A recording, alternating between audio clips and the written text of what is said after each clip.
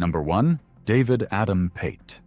In October 2013, in Lancaster, South Carolina, 25-year-old David Adam Pate murdered 33-year-old Ricky James. The incident occurred in a wooded area near Pate's residence.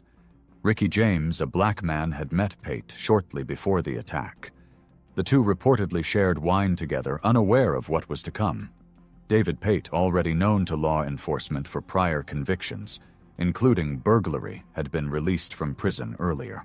He was also visibly affiliated with white supremacist ideologies, as indicated by multiple tattoos, including one of the word Satan across his face, and the number 974 associated with the White Power Gang Gangster Disciples tattooed on his neck. Pate also had a split tongue and a history of violent tendencies. According to Pate's later confession, he lured James into the woods with wine and attacked him with a butcher knife. He described the knife as being just like the one Michael Myers used in Halloween. Without provocation, he brutally used the knife on James 39 times. He later told investigators he wanted to cut his dadgum head off. During the taped interview, he stated that he just pulled the knife out and stick it on him. He went on to say that he remembered the details on purpose because he enjoyed it. After murdering James, Pate attempted to dispose of the body by dragging it with rope from neck to ankles toward a creek. However, he later said he was too drunk and tired to finish the task. Instead, he left the body concealed under brush and debris. He returned the next day to cover it more thoroughly. Approximately a month later, children playing in the woods discovered the decomposed body. The case quickly drew attention from local law enforcement. Investigators found over 20 knives, both commercially made and homemade, and more than 20 face masks at Pate's residence. DNA evidence from the scene linked him directly to the murder. In addition, his family members informed police that he had been covered in blood shortly after the time of the murder and had attempted to burn his clothes. At the time the body was found, Pate was already in custody for an unrelated charge of disorderly conduct. Upon being identified as a suspect, he confessed in detail during a taped police interview. He also blamed the victim, stating that it was his fault, boldly asking why would anyone go drinking and go into the woods with someone who looked like him. Lancaster County Sheriff's detective described the case as one of the most brutal and emotionless murder he'd ever encountered, stating that he enjoyed what he did. Prosecutor Randy Newman described Pate as an evil person and urged the court to impose the maximum sentence. The defense asked the court to consider that Pate had confessed and accepted responsibility for the horrible crime. However, this argument did not influence the final ruling. Circuit Court judge sentenced David Adam Pate to life in prison without the possibility of parole. He called the murder senseless, remorseless, and emotionless. As of May 2025, David Adam Pate has served 11 years in prison. He was 25 years old at the time of the murder.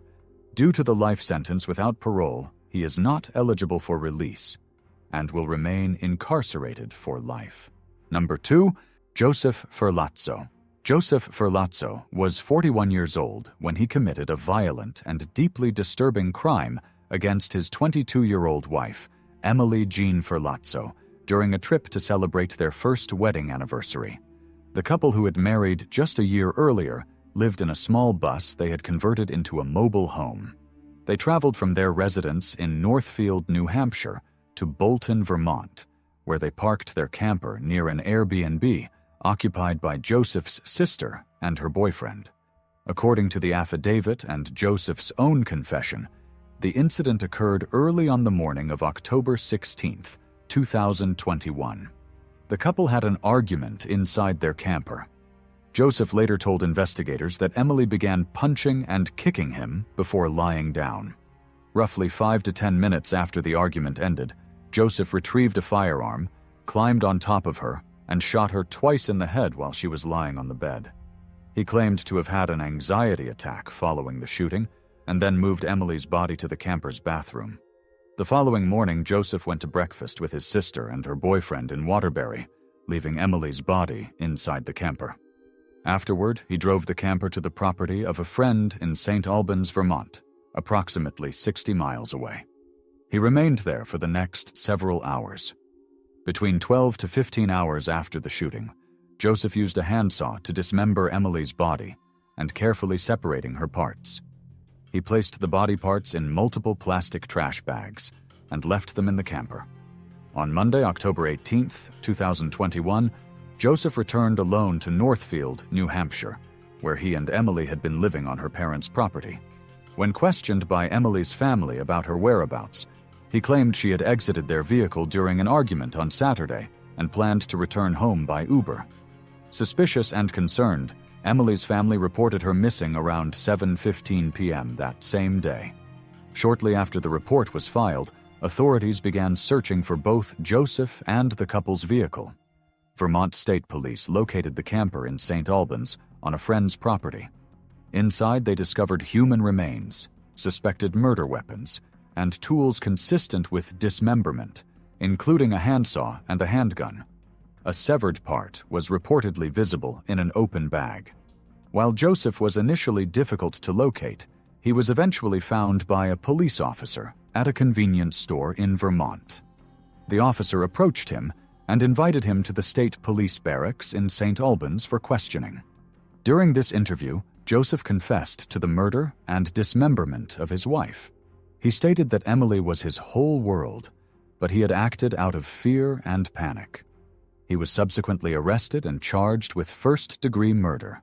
He was arraigned in Chittenden County Superior Criminal Court in Burlington, Vermont, where he pleaded not guilty despite his confession. His attorney entered the plea on his behalf during a video court appearance. The court ordered Joseph to be held without bail, citing the gravity of the crime and the overwhelming evidence. The legal proceedings took over 3 years to conclude. During the trial, Joseph maintained his claim of self-defense, asserting that he feared for his life during the argument. The prosecution argued that Joseph's actions were deliberate and brutal, highlighting his conduct following the murder as inconsistent with any credible claim of self-defense. On May 9, 2024, Joseph Ferlazzo was sentenced to 42.5 years in prison by Vermont Superior Court Judge John Pacht. In his sentencing remarks, the judge stated that Joseph's account of the incident lacked credibility and that there was only one true victim in the case, Emily Jean Ferlazzo. Joseph made a brief statement during sentencing. He expressed that Emily was his whole world and claimed he had reacted too aggressively during a moment of fear. However, he reiterated his position that he believed he was in danger, a stance that prosecutors criticized as deflective and harmful to Emily's memory. Joseph's defense attorney requested a lesser sentence of 15 years to serve arguing for mitigating circumstances. As of June 2025, Joseph Ferlazzo is incarcerated at the Northern State Correctional Facility in Newport, Vermont.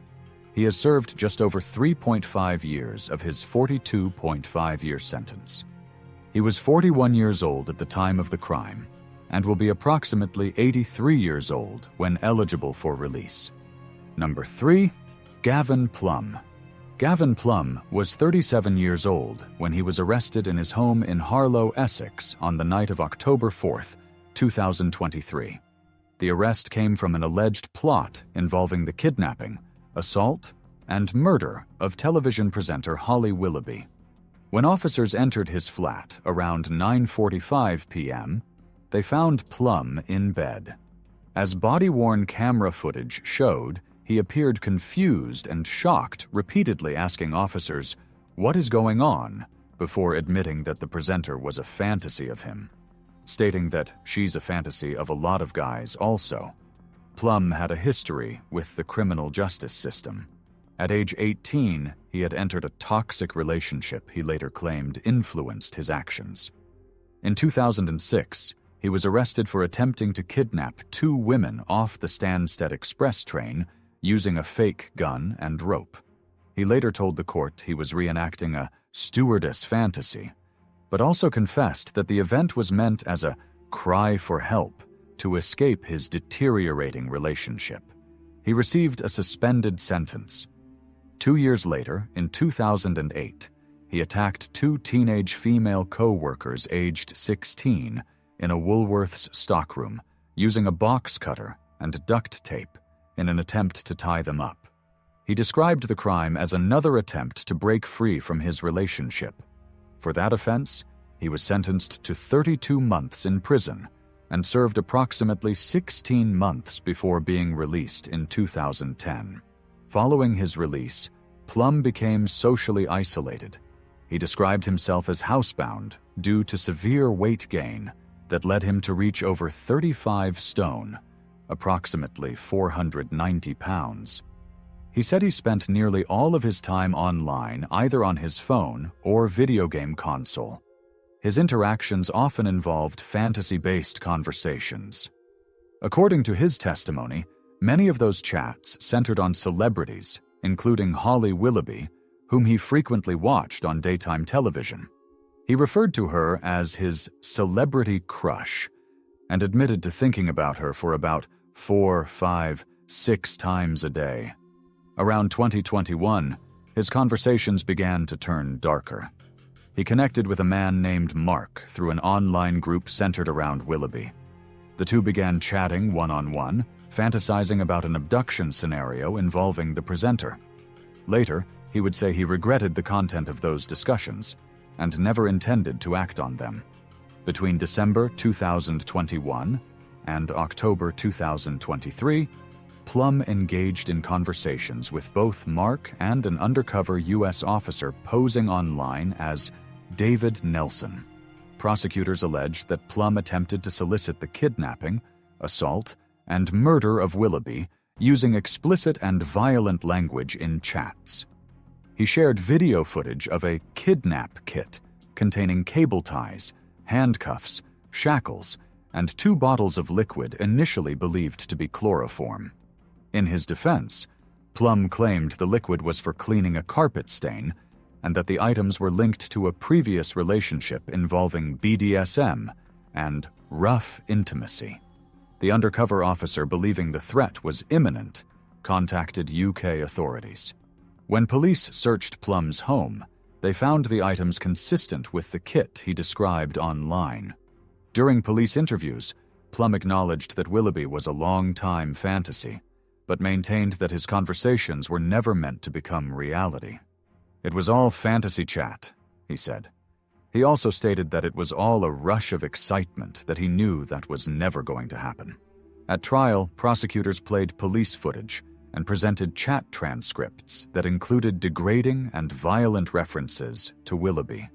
Plumb repeatedly stated that the language was part of a fantasy world that he never intended to bring into the real world. He emphasized that his poor health, limited mobility, lack of transportation, and size made any physical execution of the plan impossible. He told the jury that he doesn't even have a driver's license, and there was no way he could get to her house.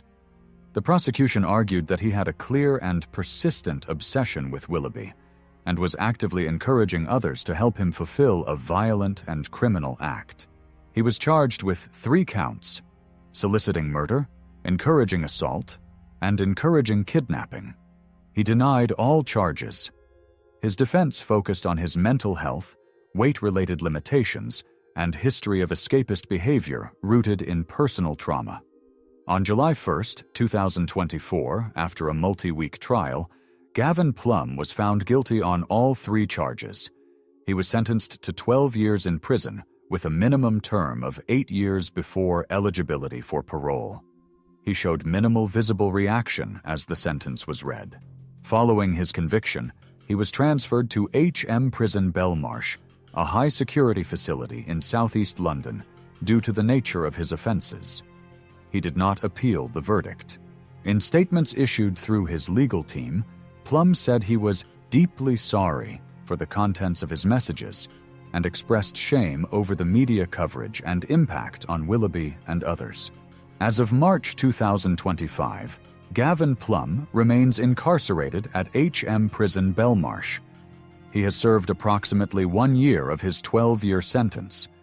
He was 37 years old at the time of the crime and will be eligible for parole at age 45. If he serves the full sentence, he will be 49 years old upon release. Number 4, Chad Christopher Dorman. At approximately 4:30 p.m. on June 15, 2023, deputies from the Clermont County Sheriff's Office responded to emergency 911 calls in Monroe Township, located about 75 miles west of Columbus. The first call came from a woman screaming that her children had been shot. The second came from a passerby, reporting a teenage girl running down the street, yelling that her stepfather was shooting everyone in the house. When deputies arrived, they found 3 young boys aged 7, 4, and 3 lying outside the family's home with fatal gunshot wounds. Despite life-saving efforts at the scene, all 3 boys were pronounced dead. Moments later, 34-year-old Chad Dorman was located seated calmly on the front steps of the house next to a Marlin Model HC .22 caliber rifle. He was taken into custody without resistance.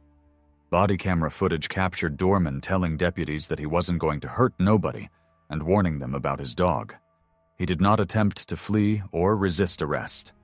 Deputies found no signs of forced entry into the home, and no other suspects were sought.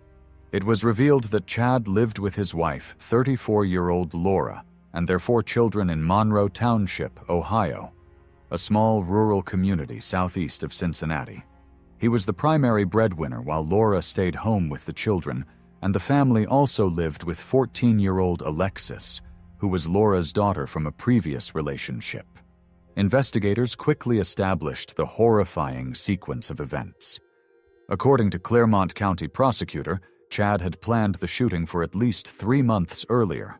On the day of the crime, he allegedly retrieved his rifle and began shooting his sons one by one. He first shot 4-year-old Hunter. When 7-year-old Clayton tried to run into a nearby field, he pursued him, brought him back to the home, and executed him. The youngest son, 3-year-old Chase, was reportedly ripped from his mother's arms before Dorman shot him. The boy's mother was also shot in the hand while trying to protect her children. She survived and was taken to the hospital with non-life-threatening injuries. Her 14-year-old daughter fled the house barefoot and screaming for help. Witnesses reported seeing the girl run toward a fire station, refusing a neighbor's offer to drive her, saying she couldn't leave her family. Prosecutors later revealed that Dorman confessed during interrogation, stating that he lined his children up and shot them execution style. A detailed indictment filed in Clermont County Court charged Dorman with 21 counts, including 9 counts of aggravated murder, 8 counts of kidnapping, and 4 counts of felonious assault. He was arraigned in court and held without bond.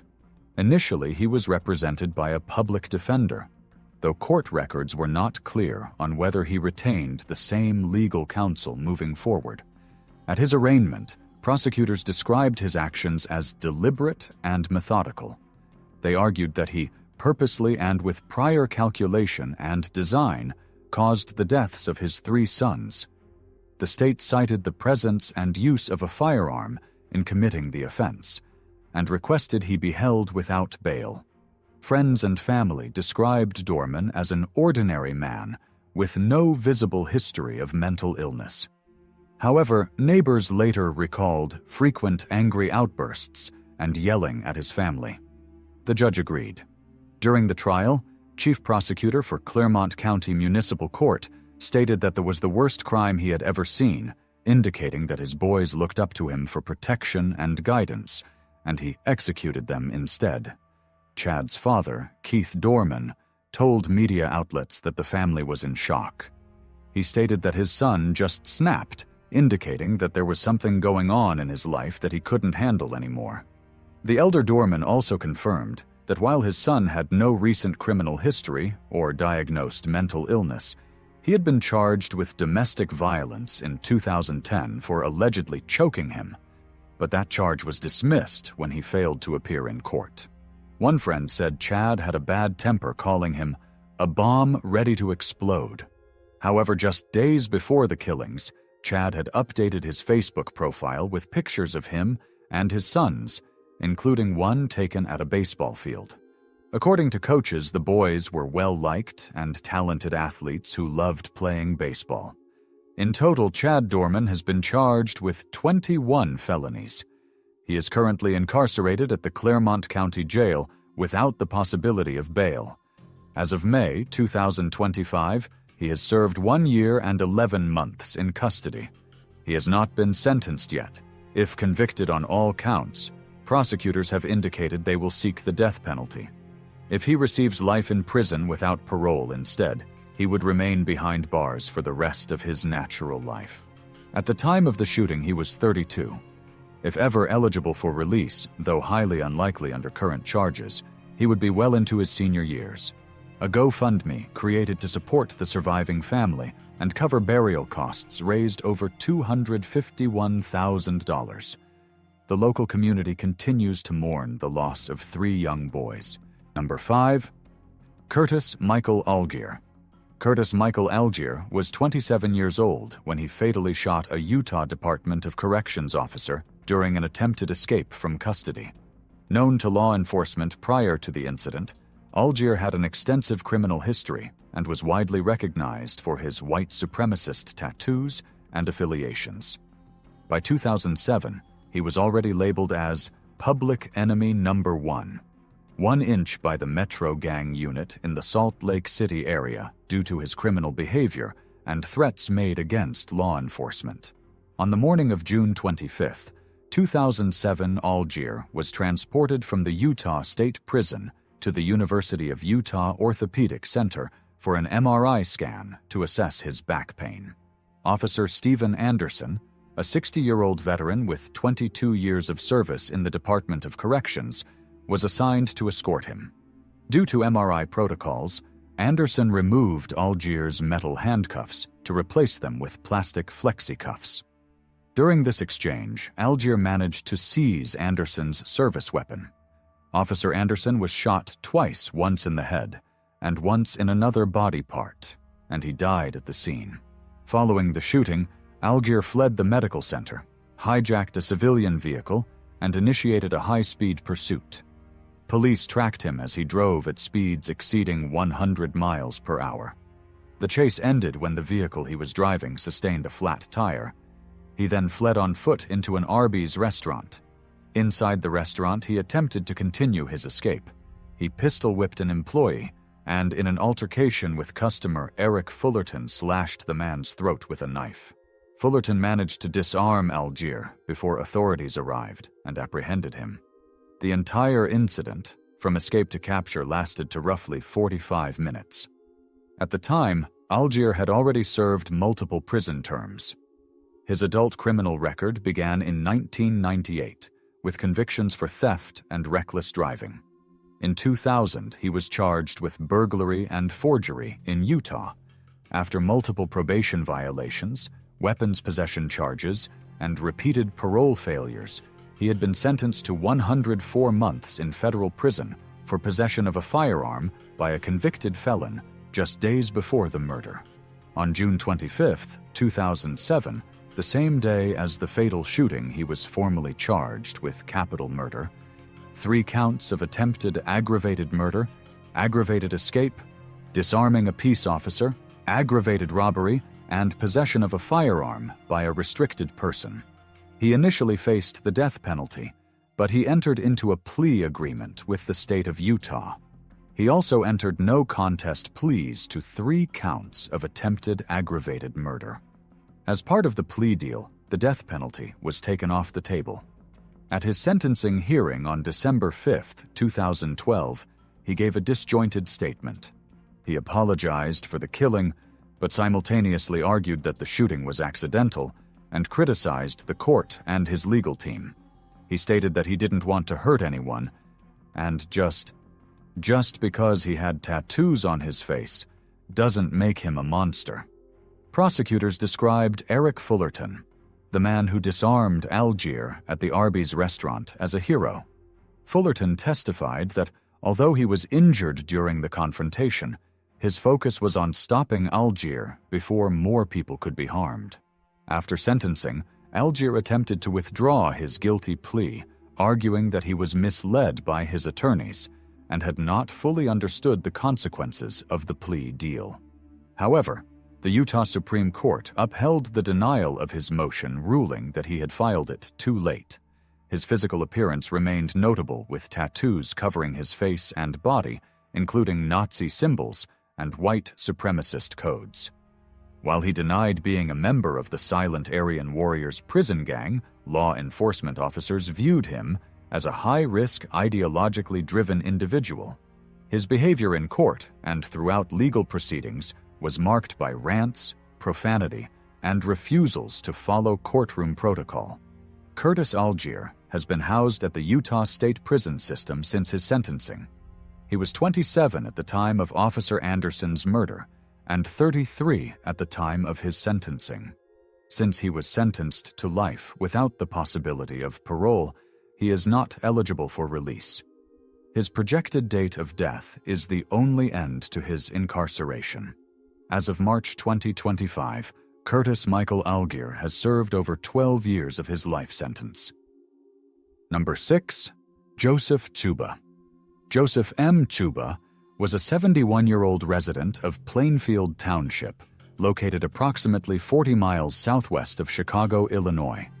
At the time of the incident, he was living in a suburban home he shared with his ex-wife, Mary Connor.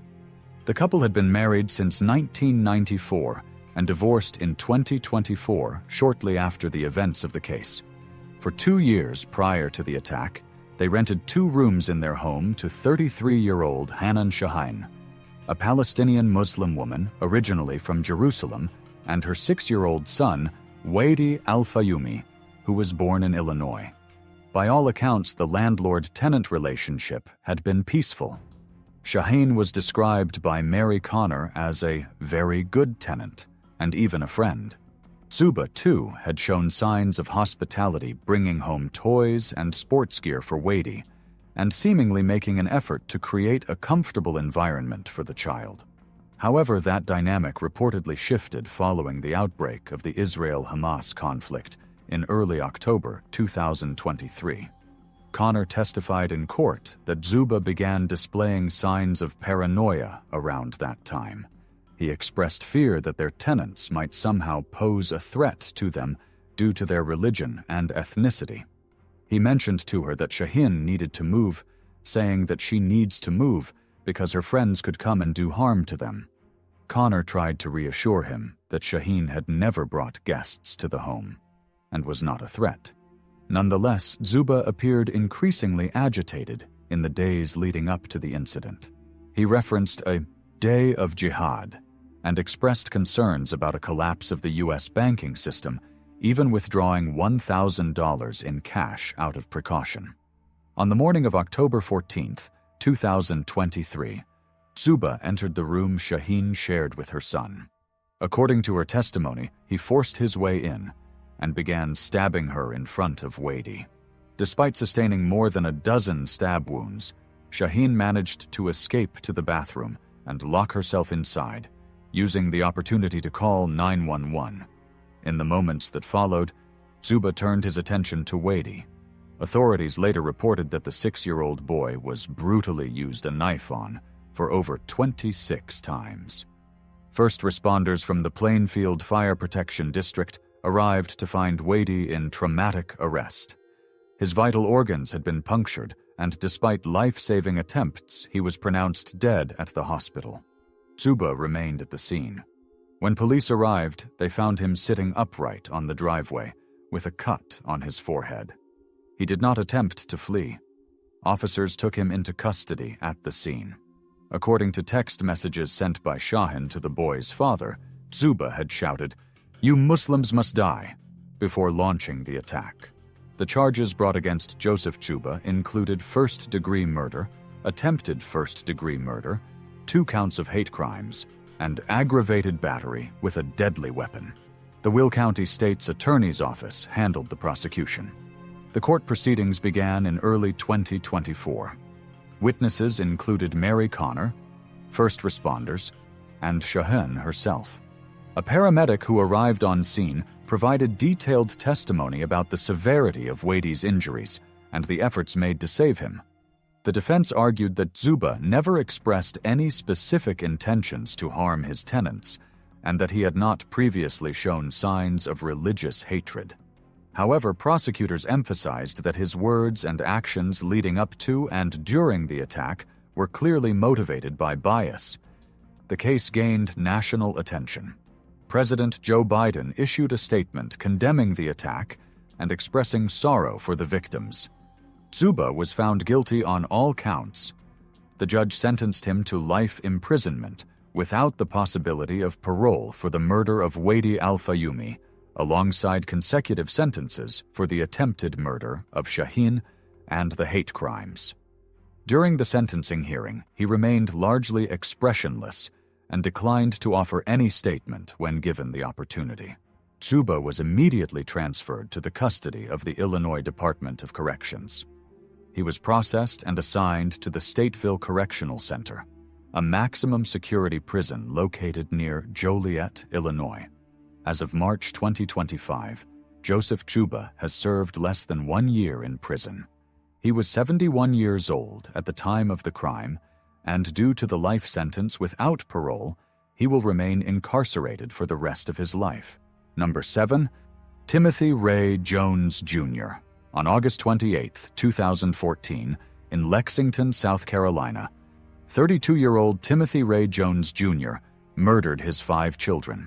At the time of the offense, he was a former Intel software engineer residing in Lexington County, South Carolina.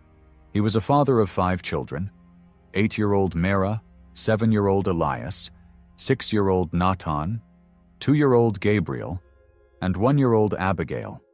Jones had full physical custody of the children following his divorce from their mother, Amber Kaiser, who had been unable to afford legal representation during their custody proceedings. Despite the shared legal custody, the children lived with Jones. On the day of the incident, a fatal sequence of events began inside the Jones family mobile home in Lexington. That day, Jones reportedly became enraged after discovering that his 6-year-old son, Natan, had broken an electrical outlet.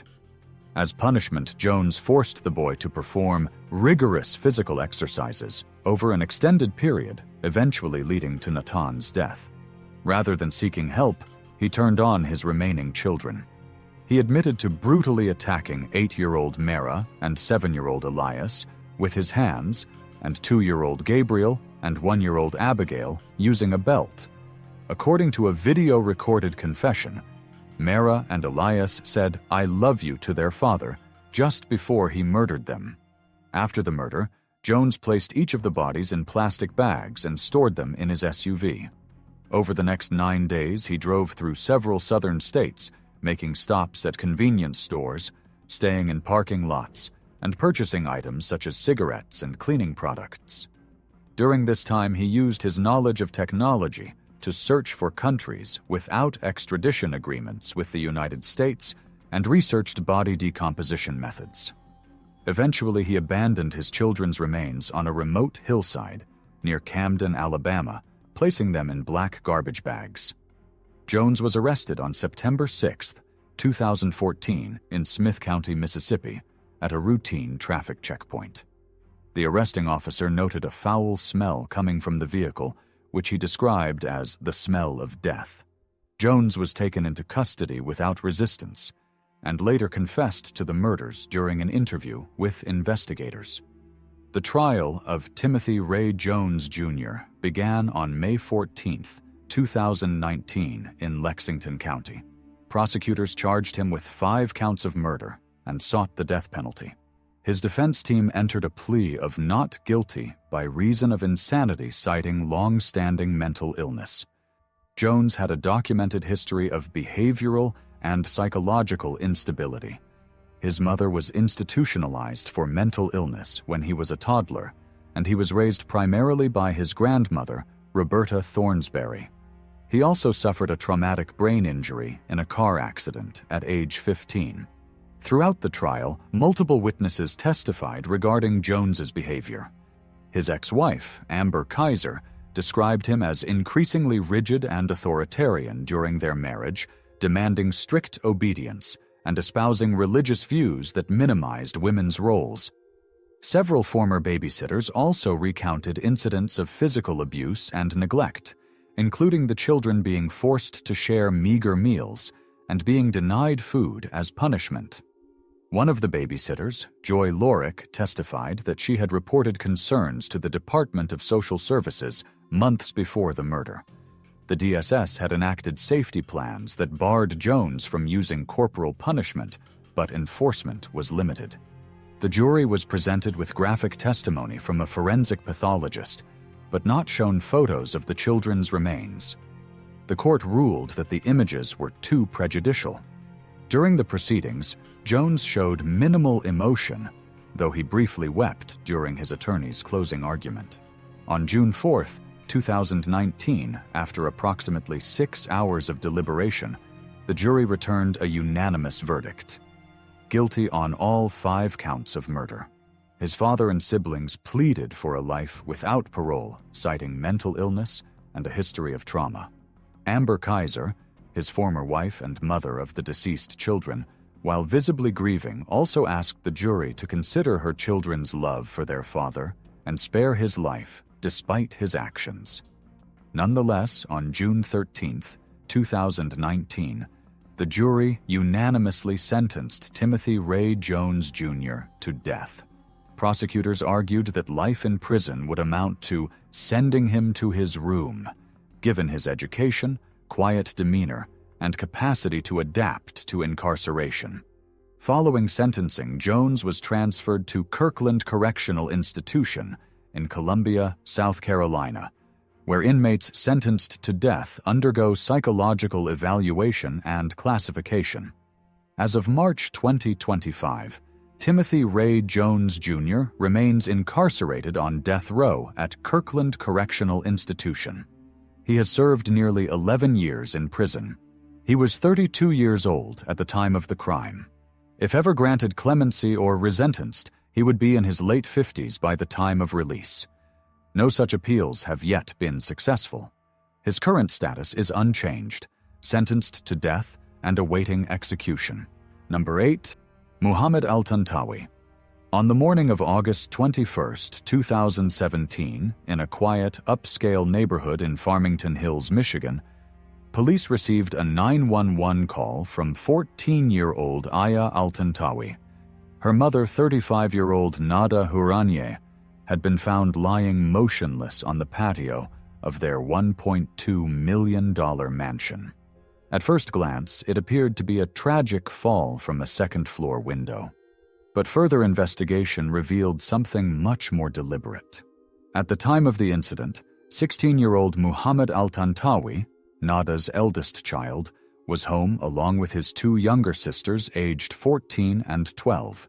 Nada was a personal trainer at the Franklin Athletic Club and mother of 3, and was recently separated from her husband, Dr. Basil Altantawi. The couple was undergoing a contentious divorce, and both were expected to give depositions that same week. Basil had previously been charged and placed on probation for Medicare fraud and domestic violence, the latter stemming from a physical incident involving Nada that resulted in a police report and a no-contest plea. The morning had started off normally, with the children preparing to leave for school. But when Aya couldn't find her mother, she checked the guest bedroom and noticed the window open, a ladder, and cleaning supplies nearby. Looking down, she saw Nada's body on the patio and ran to wake Muhammad. They both rushed downstairs as Aya called 911. When first responders arrived, Muhammad was seen attempting CPR guided by dispatchers. But it was too late. The medical examiner would later determine that Nada had died before the fall.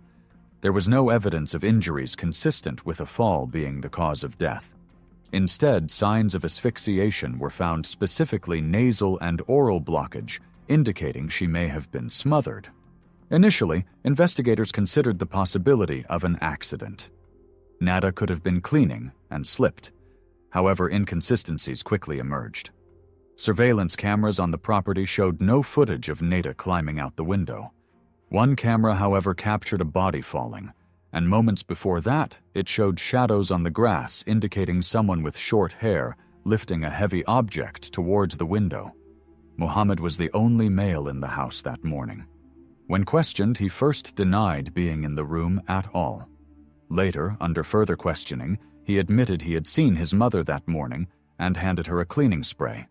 He eventually claimed that he was holding the ladder when she fell. But investigators knew the timeline didn't support this version, as Nada had already died before the fall occurred. Further evidence suggested that Muhammad had a strained relationship with his mother.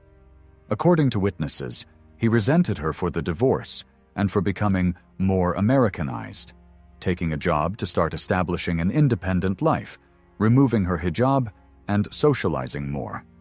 Friends of Nada told detectives that Muhammad blamed her for the deterioration of the family, and that his attitude had changed drastically in the year leading up to her death. Prosecutors alleged that the act was premeditated. Muhammad was charged with second-degree murder and arraigned in Oakland County Court, where he appeared by video. He showed little emotion during the hearing. The prosecution described him as a danger to society, noting the presence of his younger sisters in the home during the murder. They also highlighted Muhammad's strong family ties to Syria, arguing that he posed a flight risk. His attorney argued for bond, stating that Muhammad was an exceptional student with no prior criminal record and offering conditions such as passport surrender and GPS monitoring. The judge denied bond, and Muhammad was ordered held at Children's Village. The case moved forward with Muhammad being tried as an adult. Prosecutors leaned on surveillance footage, the coroner's report, and Muhammad's inconsistent statements. They argued that he smothered his mother, possibly with a pillow or cloth, then staged the scene to make it look like an accident. The defense did not deny Muhammad's presence, but argued the event was a tragic accident during a cleaning mishap. They attempted to challenge the timeline and interpretation of physical evidence, but the coroner's report and surveillance footage remained central to the prosecution's case. Muhammad Altantawi was ultimately convicted of second-degree murder. He was sentenced to 20 to 40 years in prison. He was 16 years old at the time of the crime, and unless granted parole, he will be 56 years old when his maximum sentence is served.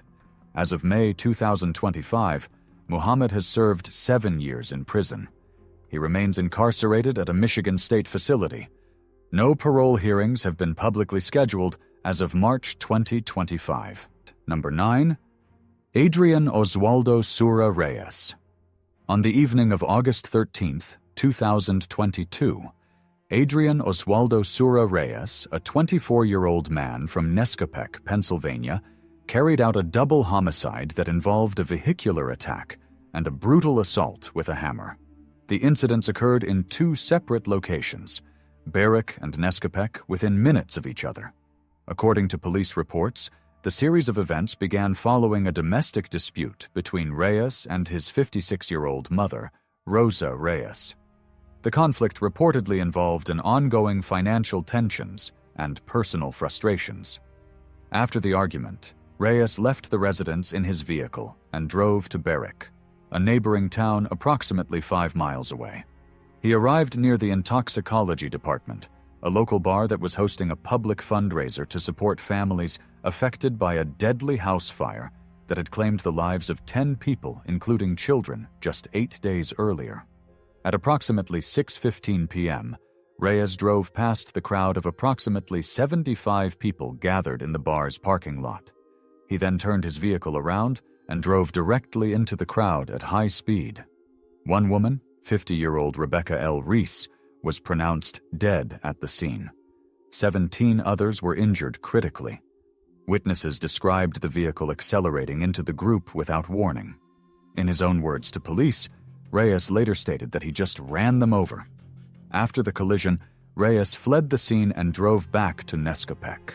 When he arrived at his home, he saw his mother standing outside. According to charging documents, Reyes then struck her with the front of his vehicle. After hitting her with the car, he retrieved a hammer from the vehicle and struck her in the head multiple times. During the investigation, He told the police that he had hit her 4 or 5 times. Rosa Reyes was declared dead at the scene. Police were called to the second incident just minutes after the first. When officers arrived at the scene in Nescopec, they found Rosa Reyes deceased and arrested Adrian Sura Reyes without incident. The vehicle at the second scene matched the description provided from the barrack attack. Witnesses and physical evidence connected both events to the same suspect. During questioning, he admitted to both attacks. He told investigators he had become overwhelmed with frustration over his relationship with his mother and was emotionally exhausted. He said he wanted to be done with it. Charging documents indicated he specifically mentioned financial issues and long-standing arguments with his mother. Police also noted that he had a prior history of violence involving his mother.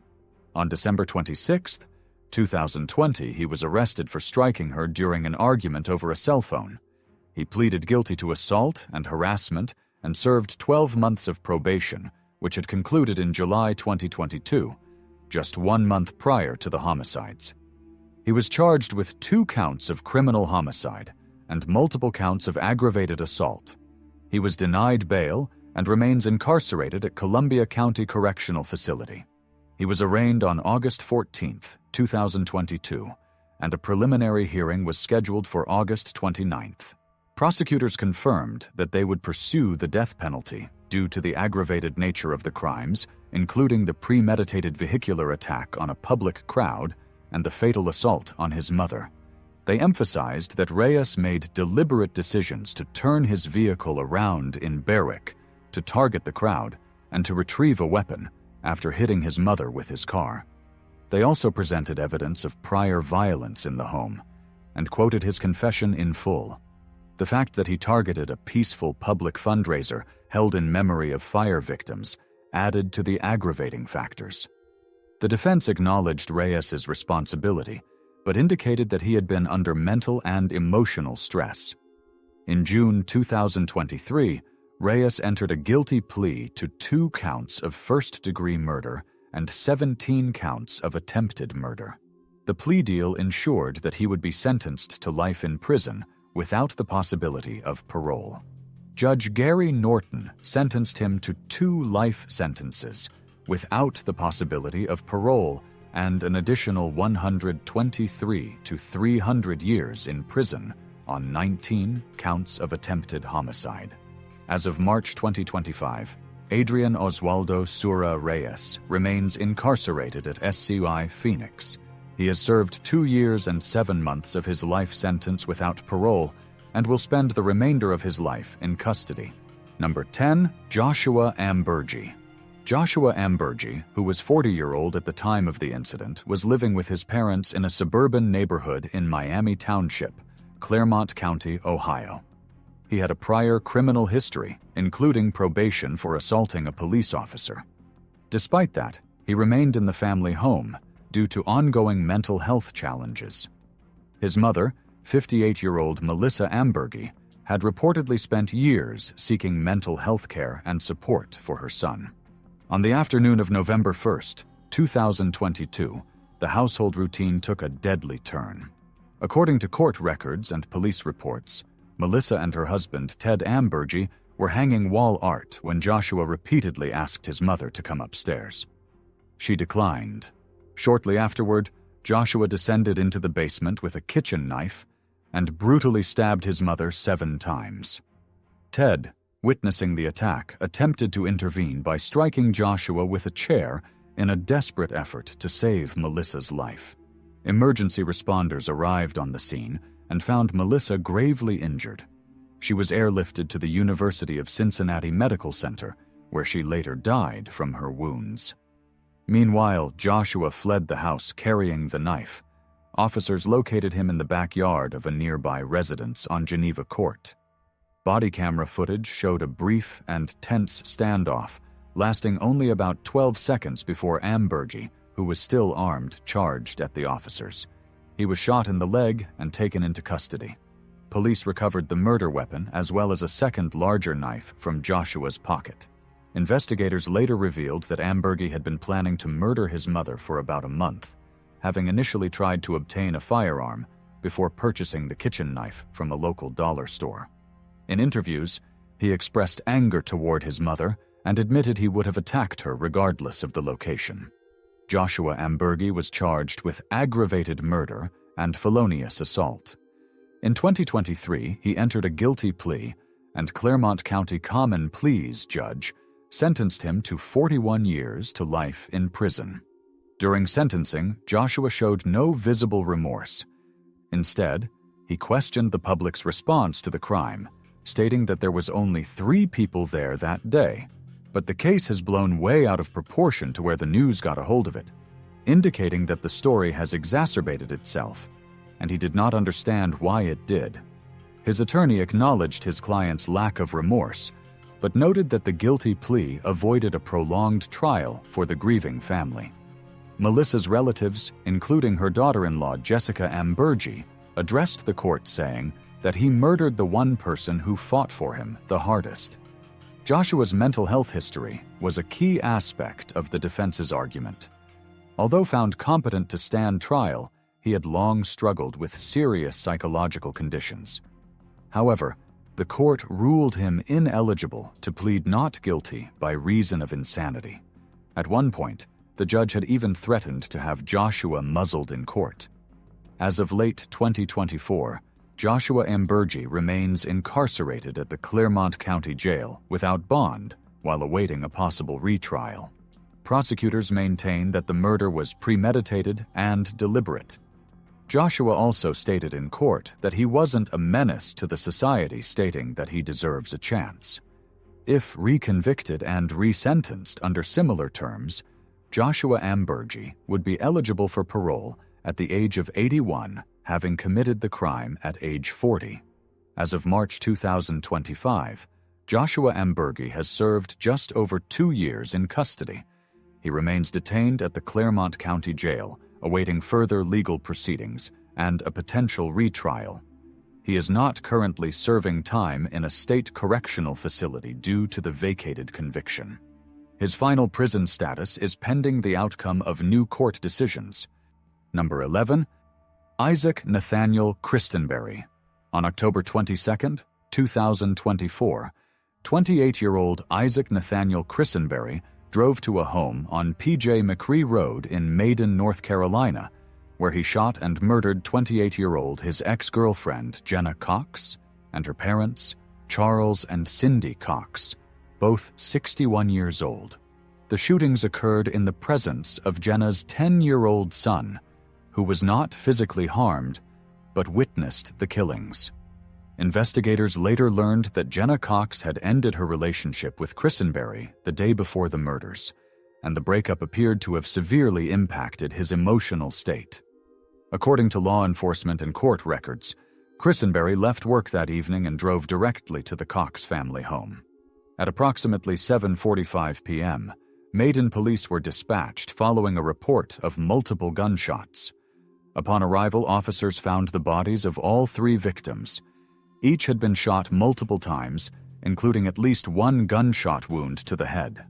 According to prosecutors, Charles Cox was found at the top of a staircase inside the home, while Cindy Cox was located in the dining room. Jenna Cox's body was discovered outside near a swimming pool.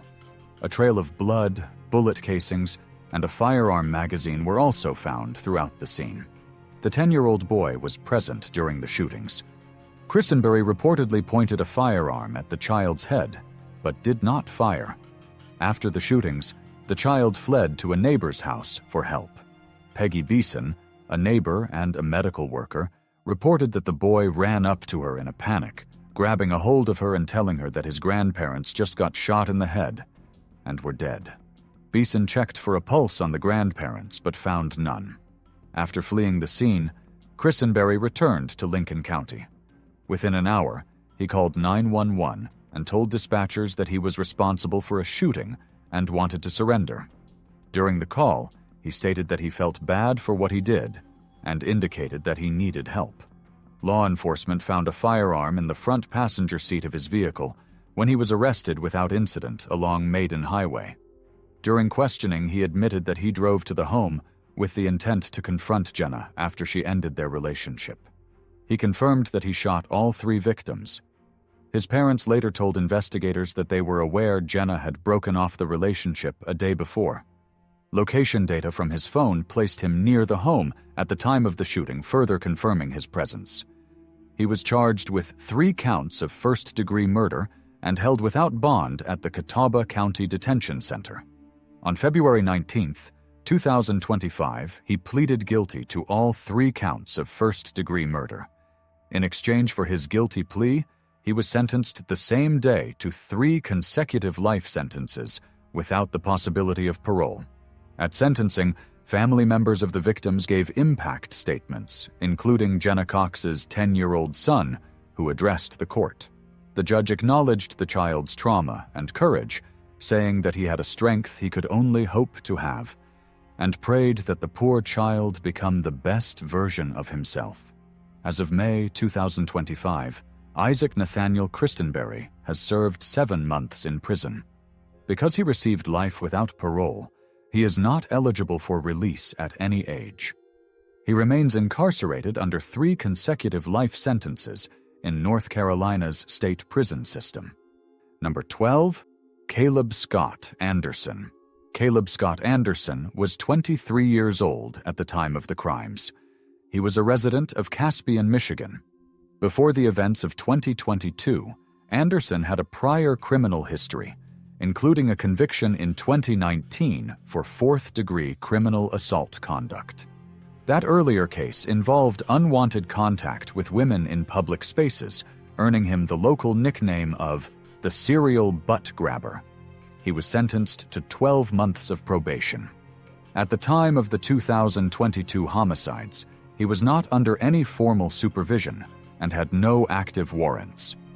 On August 1, 2022, Anderson traveled from Michigan to Green Bay, Wisconsin, using his 2004 Toyota Camry. Prior to that day, he had attempted to abduct a female jogger in Michigan. During a later police interview, he admitted to approaching the woman with the intent to assault or murder her. He stated that he placed her in a chokehold, but changed his mind after thinking about his mother. He hit the woman a few times before releasing her and leaving the scene. Shortly after he crossed into Wisconsin, Anderson bought a prepaid burner phone from a Walmart and installed Grindr, a dating app for men. He admitted that he specifically used the app to target men as he believed it would be the easiest way to find a victim. He stated to investigators that he had wanted to murder someone since he was 14 or 15 years old. His plan was to meet someone under false pretenses and murder them to fulfill that desire. He connected with 65-year-old Patrick Ernst through the Grindr app. Ernst lived alone in an apartment on Green Bay's west side. Anderson arrived at the apartment on August 1st. He asked to use the bathroom, during which time he wrapped a knife inside his hoodie. He then followed Ernst into the bedroom where both men undressed. At some point, Anderson covered Ernst's mouth with his sweatshirt to muffle any noise. Ernst reportedly asked why he was doing that to him, but Anderson did not respond and began using the sharp knife on him. A forensic examination later revealed that Ernst suffered 38 stab wounds to the head, neck, chest, and abdomen, along with 12 additional wounds to his left hand and arm. Some of these were defensive in nature. The scene inside the apartment was heavily disturbed. Blood was found throughout the bathroom, bedroom, and living area. Anderson left multiple messages behind. A handwritten note on a chair reading, "I am so sorry, he didn't deserve this," and a Bible verse, Psalm 23:4, scrawled on the wall above the body, accompanied by the date. After the murder, Anderson took Ernst's vehicle and drove to Alabama. He later confessed to purchasing candles, Gorilla Glue, and Febreze, before returning to Ernst's apartment for a short time. He watched professional wrestling on television and then left the state. While in Alabama, he allegedly created another Grindr profile and connected with a man named Dwight Dixon, aged 52.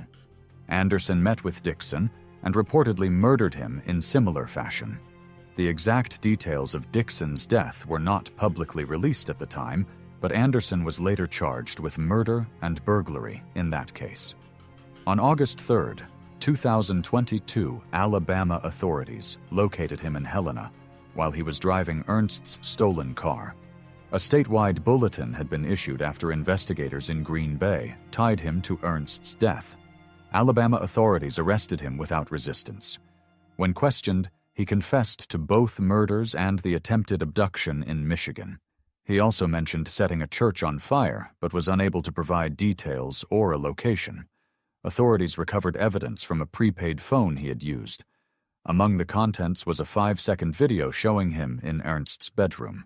He reportedly looked into the camera and said, "I'm okay," then panned to show Ernst's body, adding that Ernst was not okay. Photographs found on the phone showed Anderson shirtless, covered in blood, and posing near the crime scene. Legal proceedings began first in Alabama, where he was charged with capital murder for the death of Dwight Dixon, as well as first-degree burglary. He pleaded not guilty in a Shelby County courtroom. He remained held without bond at the Shelby County Jail. Wisconsin authorities issued an arrest warrant for the homicide of Patrick Ernst and announced intentions to seek extradition. However, as of early 2025, he had not yet been transferred to Wisconsin. The Brown County District Attorney in Wisconsin charged Anderson with first-degree intentional homicide. Because the Wisconsin case remained unresolved due to Anderson's presence in Alabama, no trial date was set in Wisconsin during the initial years of incarceration. During the Alabama proceedings, Anderson did not publicly show strong emotion in court. He did not apologize directly to the victims' families. His attorney submitted a mental health evaluation request, citing his long-standing homicidal ideation dating back to adolescence. However, no formal insanity plea was filed by early 2025. He remained quiet as the judge handed down a life sentence without the possibility of parole for the murder of Dwight Dixon. As a result, he was formally transferred to Holman Correctional Facility, a maximum security prison in Alabama, known for housing inmates with life sentences and death row cases. As of March 2025, Caleb Scott Anderson remains incarcerated at Holman Correctional Facility in Alabama. He has served approximately 2 years and 7 months of his life sentence without parole. He was 23 at the time of the crimes. He will remain in prison for life and is not eligible for release. Number 13, Stephen Port. Stephen Port was 41 years old when he committed a series of crimes that would eventually place him among the most notorious serial killers in Britain. Born and raised in Dagenham, Essex, Port came from a working-class family. He was described as a quiet child. He left school at 16 and trained as a chef, working in various catering roles, including a canteen chef at a bus depot in West Ham. He lived alone in a modest one-bedroom flat in Cook Street, Barking. Port identified as a gay man in his 20s and maintained a reserved personality, though he led an increasingly private and deceptive life online. Between June 2014 and September 2015, Port used gay dating apps like Grindr to target young men primarily in their early 20s. He had a preference for twinks, boyish, slim, young-looking men. After arranging to meet them, he would surreptitiously spike their drinks with a substance, a potent sedative. Once they were unconscious, he assaulted them, and in 4 known cases, he administered fatal doses of the substance, leading to their deaths. His first known victim was Anthony Walgate, a 23-year-old fashion student from Hull. He was found propped against a wall outside Port's Barking flat on June 19, 2014. Port had intoxicated and assaulted Walgate before disposing of the body. He initially called 999, anonymously claiming to have found a stranger unconscious. Police later discovered inconsistencies in his story and charged him with perverting the course of justice. He was jailed briefly in March 2015 and released 3 months later on license. Despite this arrest, Port was not investigated for murder. While on bail and after his release, he committed further murders. On August 28, 2014, Gabriel Kovari, A 22-year-old originally from Slovakia and briefly living with Port was found dead in the grounds of St. Margaret's Church, just 500 meters from Port's home. Less than a month later, on September 20th, 2014, 21-year-old Daniel Whitworth was also found dead in the same churchyard. Port had planted a fake note in Whitworth's hand, falsely suggesting Whitworth had accidentally murdered Kahari and then hurt himself out of guilt. The note, never authenticated, was accepted at face value by police, and no further inquiry was made. The fourth and final murder occurred on September 13, 2015, when Port met 25-year-old Jack Taylor through the Grindr app. Taylor was found dead in the same churchyard. His death was initially ruled non-suspicious despite similarities with the previous cases. Taylor's family grew suspicious and began independently researching the circumstances of his death. They found media coverage of other unexplained deaths in the same area and alerted police. This led investigators to re-examine the pattern and finally connect the cases. Port was arrested on October 15, 2015. During the investigation, it was revealed that he had used multiple online profiles and aliases to meet victims. He had also committed assaults on several other men who survived. Evidence presented in court showed that Port had an obsession with unconscious intimacy known as sleepy play. His laptop and browsing history showed searches for such videos and fantasies involving incapacitated partners. At trial, which began at the Old Bailey in October 2016, Port faced 29 charges involving 11 victims. These included 4 counts of murder, 3 of assault cases, 7 of administering a substance with intent, and 3 of intimate assault. The jury returned unanimous guilty verdicts on most of the charges, including the murders of Gabriel Kahari, Daniel Whitworth, and Jack Taylor. The murder of Anthony Walgate was decided by a majority verdict. Port was also convicted of multiple assault offenses against other men who had survived his attacks. Stephen Port was sentenced to life imprisonment with a whole life order, meaning he will never be eligible for parole.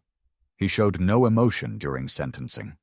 As he was led from the dock, family members of the victims shouted insults at him while others wept or applauded. Some described him as a sick and twisted human being, while others expressed relief that he could no longer harm anyone else. Port has never admitted guilt. During the trial, he denied all charges and claimed that the deaths were the result of consensual encounters and accidental overdoses. In his only notable courtroom behavior, he was seen smirking during parts of the trial and remained largely silent. Stephen Port is currently serving his sentence at HM Prison Belmarsh, a high-security facility in southeast London. He has served approximately 9 years in prison as of June 2025. Given his whole life order, Port, who was 41 at the time of sentencing, will grow old and die in prison. Number 14, Mark Douglas Hacking. On July 19, 2004, 28-year-old Mark Douglas Hacking reported his 27-year-old wife, Lori K. Soares, Hacking missing in Salt Lake City, Utah. Mark claimed Lori had gone jogging early that morning at Memory Grove Park and never returned. At the time, Lori was 5 weeks pregnant, and the couple was preparing to relocate to North Carolina, where Mark had told her he had been accepted to medical school. Within days, what initially appeared to be a missing person case unraveled into a homicide investigation. Mark called Lori's workplace at Wells Fargo shortly after 10 a.m. to ask if she had come in. When told she hadn't, he claimed she had gone jogging around 5:30 a.m., but hadn't come back. He then called the Salt Lake City Police Dispatch to report her missing. Lori's car was later found parked near the park entrance, but there was no sign of her. Over the next 24 hours, Lori's family organized search efforts.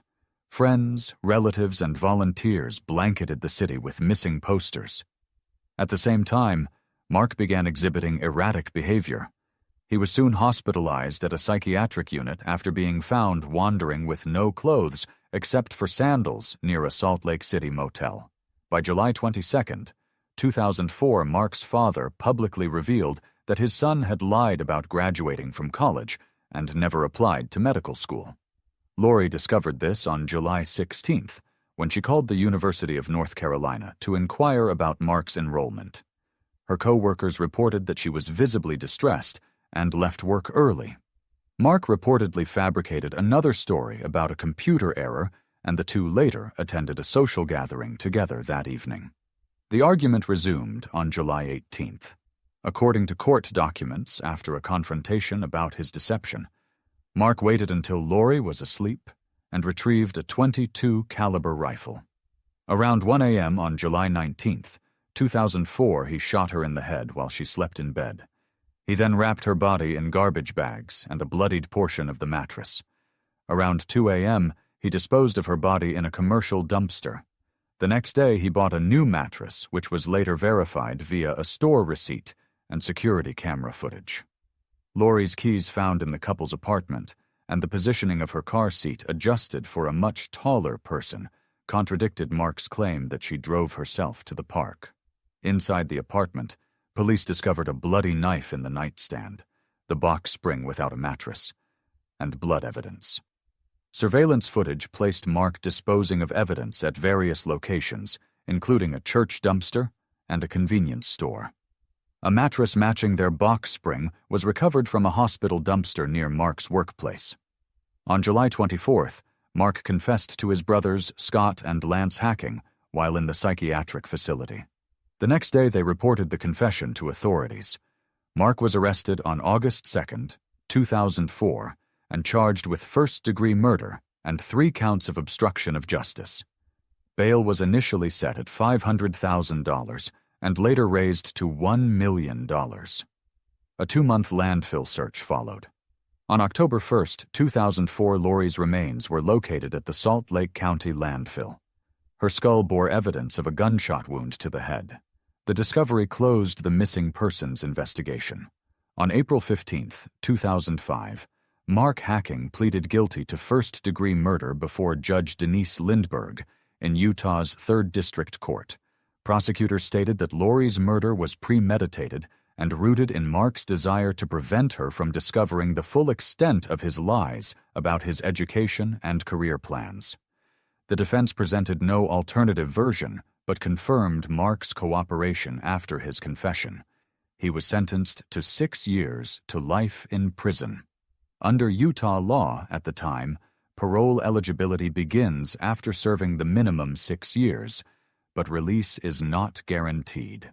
As of May 2025, Mark Hacking has served just over 20 years in prison. Mark Hacking was 28 at the time of the crime. If granted parole at a future hearing, he would be in his late 50s or older at the time of potential release. Number 14, Kandawaswika Kahari. In March 2023, Reynoldsburg police were called to conduct a welfare check at the home of Susan Ramberg after she had not been seen or heard from in weeks. When officers arrived, they found her 10-year-old son alone inside the house.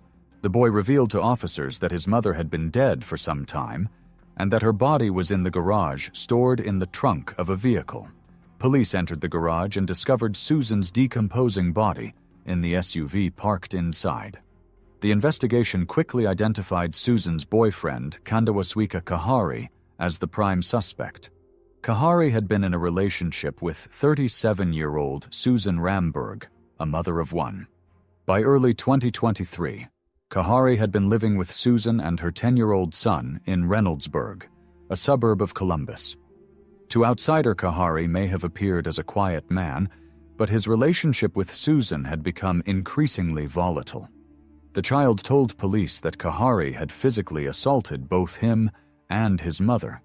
He recalled that he had made what he described as a bed in the trunk of the vehicle for his mother and repeatedly checked on the boy in the weeks following the attack, bringing him food while leaving him alone in the home, with his mother's corpse nearby. According to the Franklin County Prosecutor's Office, Kahari and Ramberg had gotten into an argument in the garage. During the confrontation, Kahari punched Susan and choked her until she lost consciousness. He then struck the 10-year-old child with a small shovel, knocking him out.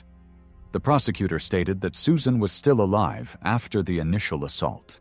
After regaining consciousness, she was helped into the house by Kahari, who placed her on the couch. Sometime afterward, Kahari choked her a second time until she became unresponsive and ultimately died. He then involved the child further by having him help carry Susan's body to the vehicle under the pretense that she was being taken to a hospital. He later informed the child that his mother was dead, but continued to care for him in a limited way, returning occasionally to feed him and check on him. For nearly 3 weeks, the child lived alone in the home, knowing his mother's body was in the garage. Eventually, Kahari confessed what had happened to his parents, who then contacted Reynoldsburg police. This confession led to his arrest. During questioning, Kahari admitted to the assault. The timeline presented by investigators matched the child's testimony and the forensic evidence from the scene. The body's state of decomposition confirmed that Susan had been dead for several weeks before discovery. The child's injuries also supported his account of the assault. In December 2024, nearly 2 years after the murder, he pleaded guilty to charges including aggravated murder, felonious assault, and gross abuse of a corpse in the Franklin County Court of Common Pleas. During sentencing in March 2025, victim impact statements were presented by Susan's family. They described the intense psychological trauma suffered by the child, emphasizing the prolonged exposure to the crime and the fear he lived in during the weeks following his mother's death. They stated that the child should never have to hug his dead mother, put her in the car with her murderer, or should never have to play dead while laying in his own blood, so his mother's murderer will stop kicking him. One family member said in court that he should never have been left alone in a house for 3 weeks, where he knows his mother's body is in the garage. The presiding judge called the case one of the most horrific murders that he has ever encountered while on the bench, citing the emotional and physical toll on the child as a major factor in determining the sentence. Kahari was sentenced to 39 years to life in prison. As of May 2025, Kandawaswika Kahari has served approximately 1 year and 2 months in prison. He will be eligible for parole after serving the minimum sentence.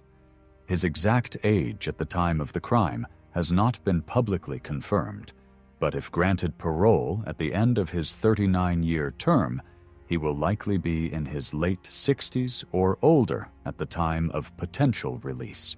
Number 15. Colin Jeffery, CJ, Haynie. On January 17, 2020, in the small city of Grantsville, Utah, 16-year-old Colin Jeffery, CJ Haynie, carried out a premeditated killing spree in his family's home. The attack resulted in the deaths of his mother, 52-year-old Consuelo Alejandra Haynie, 15-year-old his sisters, Alexis Haynie, and 12-year-old Milan Haynie, and his 14-year-old brother, Matthew Haynie. His father, Colin Haynie, was also shot, but survived the encounter. At the time of the murders, his oldest brother, Danny Haynie, was not at home and was unharmed. CJ Haynie executed the murders over a period of approximately 5 hours. According to court documents, CJ waited for each family member to return home individually. He then shot them one by one in separate areas of the house to prevent them from seeing one another or realizing what was happening. His father, the final intended victim, arrived home later that evening. When he entered the house, CJ shot him in the leg. Despite his injury, the father managed to wrestle the gun away from his son and subdue him until law enforcement arrived. During the struggle, CJ admitted that he had planned to murder everyone in his family and then burn the house down in an attempt to create a clean slate and start a new life. CJ was a teenager, described by acquaintances as socially awkward and isolated. He had no criminal history, did not use hard substance, and had been struggling with severe anxiety and emotional challenges. Before the murder, His behavior raised concern among family members. According to his older brother, their mother had asked CJ if he wanted therapy.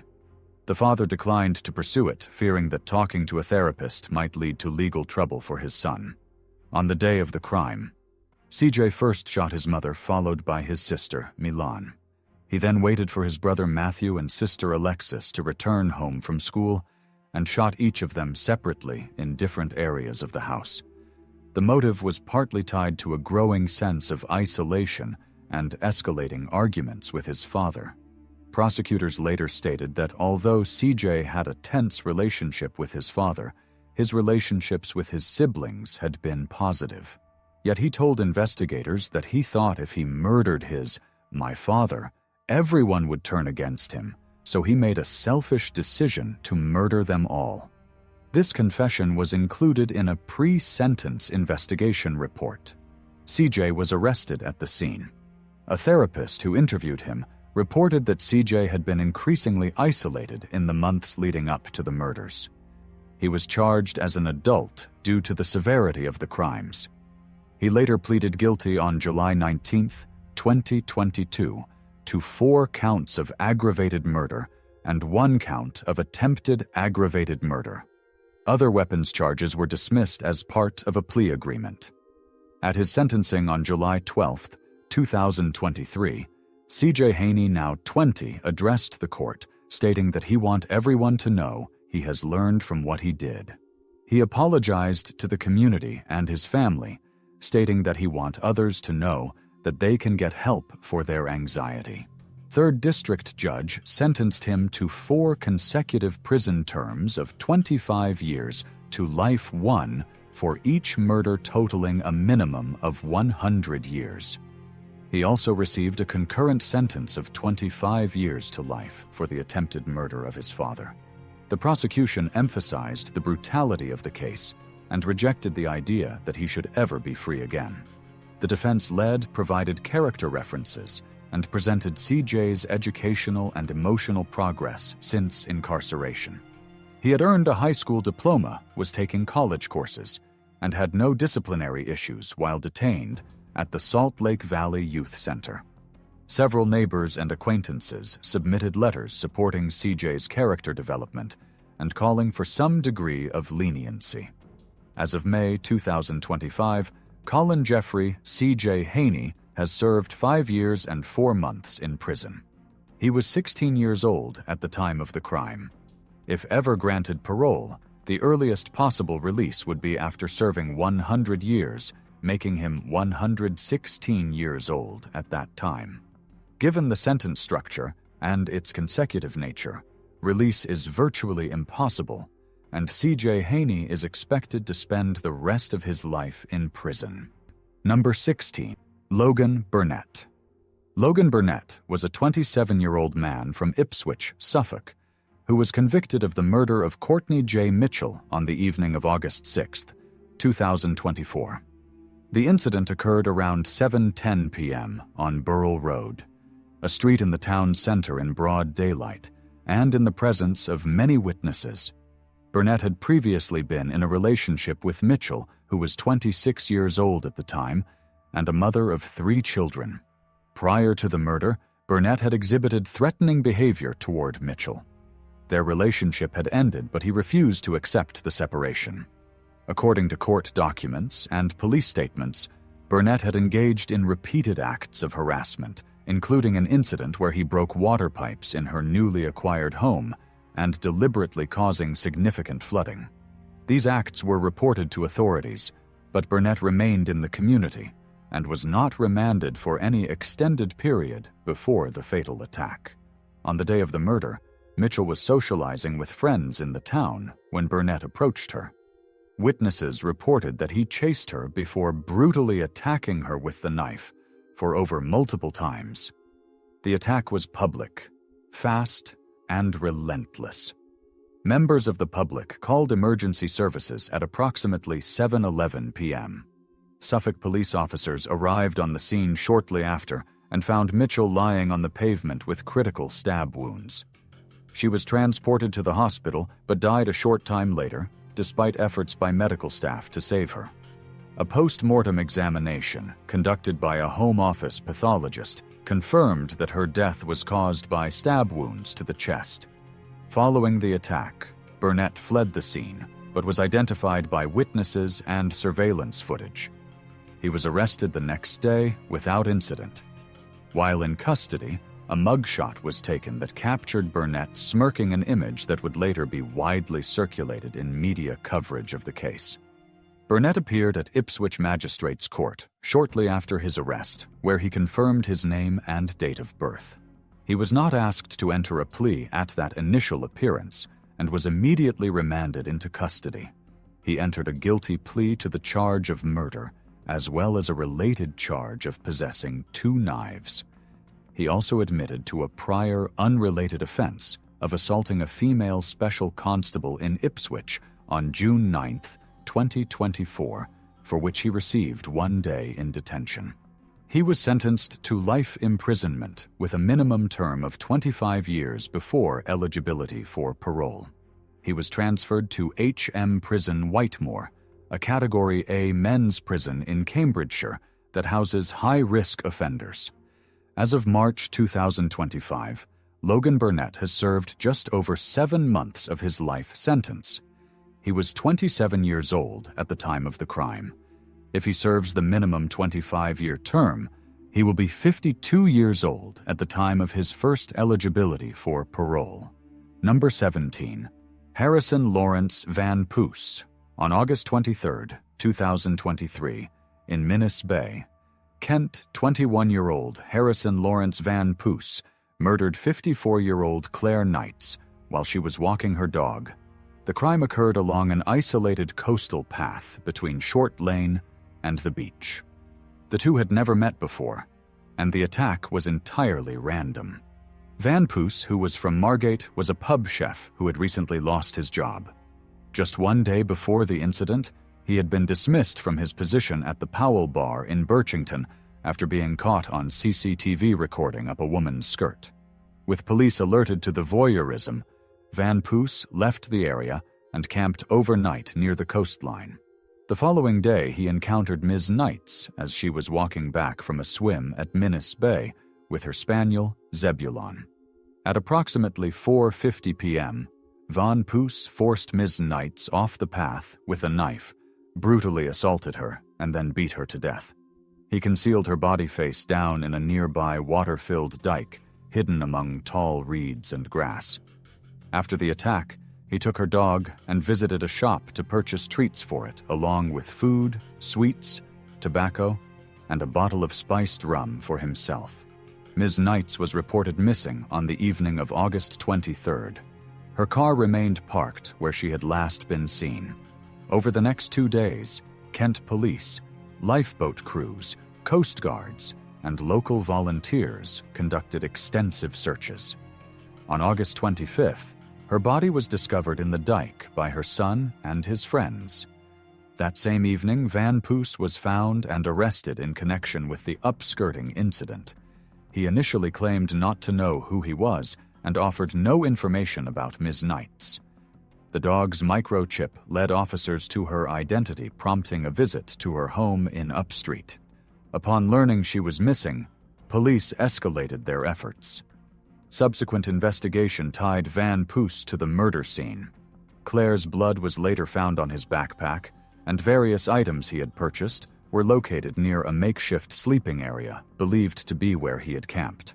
After his arrest, Van-Pooss was held at Broadmoor Hospital under mental health detention. Psychiatric evaluations were conducted over several months.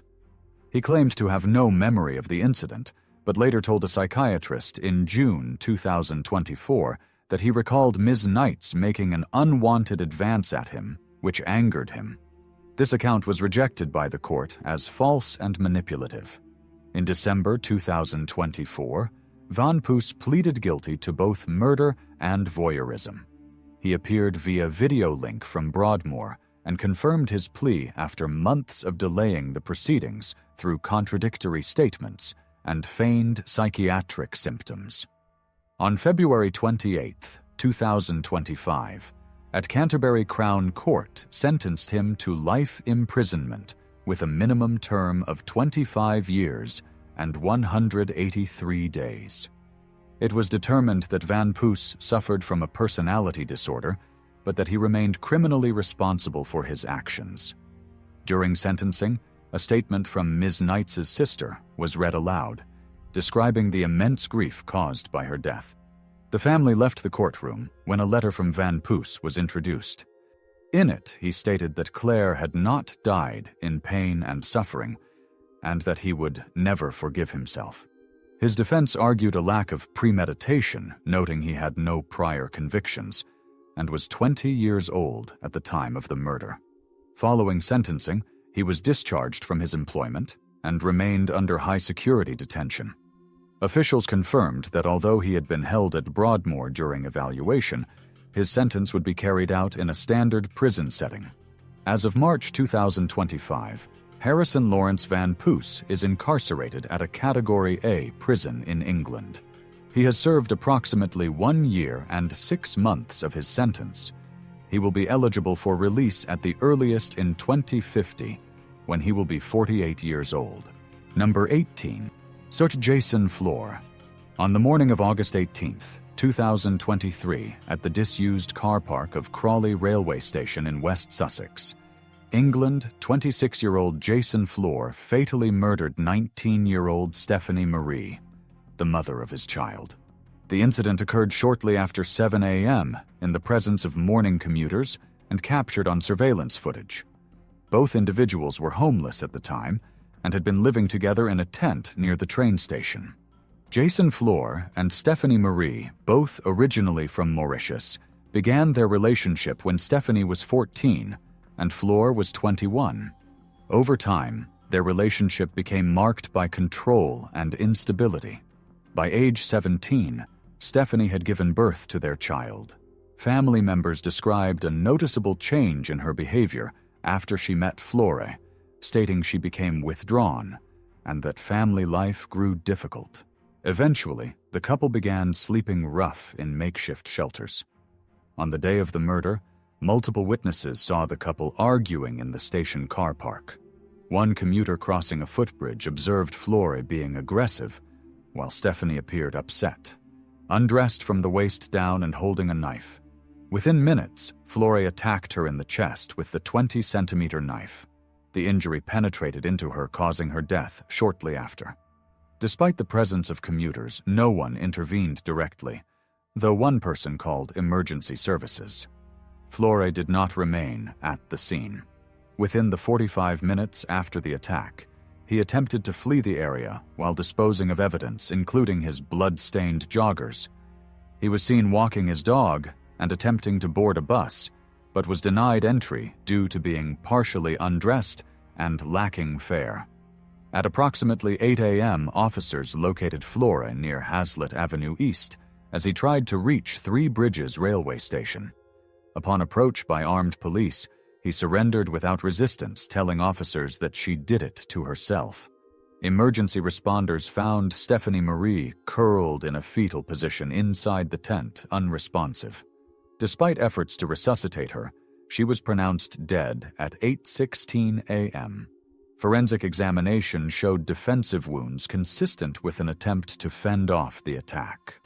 The murder weapon was never recovered.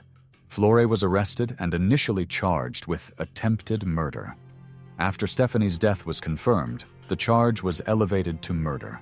He denied responsibility, claiming Stephanie had inflicted the wound herself or that others were involved. During the 2.5-week trial at Hove Crown Court, the jury reviewed witness testimonies, 999 calls made from Flore's phone and CCTV footage. These included images of Flore after the attack and recordings of him discarding clothing. Prosecutors described his statements as a tissue of lies. On February 19, 2025, Flore was convicted of murder. The following day, he was sentenced to life imprisonment with a minimum term of 21 years. Judge Jeremy Gold, KC, presided over the sentencing. The court also heard how Stephanie had been an active child who loved sports and music. She had hoped to become a hairdresser. Jason Flore is currently serving his sentence at a Category B men's prison in England. He has not filed any public appeals as of June 2025. Since his arrest, he has shown no remorse and offered no further comments on the case. Having been 26 at the time of the crime, he will be eligible for parole no earlier than age 47. As of June 2025, Jason Flore has served nearly 2 years of his life sentence and remains incarcerated at HMP Lewis. Number 19. Christopher Stockton. Christopher Stockton, who was 38 at the time of the incident, was a former industrial worker living in Darlington. He had no previous convictions and was known to have a disabled son of his own. After his marriage broke down, he began a relationship with 41-year-old Paula Roberts, a mother of 5. He met her youngest child, Charlie Roberts, on the boy's first birthday. Stockton moved into Paula's home just 7 days before the tragic incident. On the morning of the 12th of January 2024, Paula Roberts left her home in Darlington to attend an early morning optician's appointment, leaving her 21-month-old son, Charlie, in the care of Stockton. Stockton had been off work, he was reportedly ill, and had stayed up late playing Xbox games. Within 20 minutes of Paula's departure, he called emergency services stating that Charlie had gone floppy and appeared to be choking on a biscuit.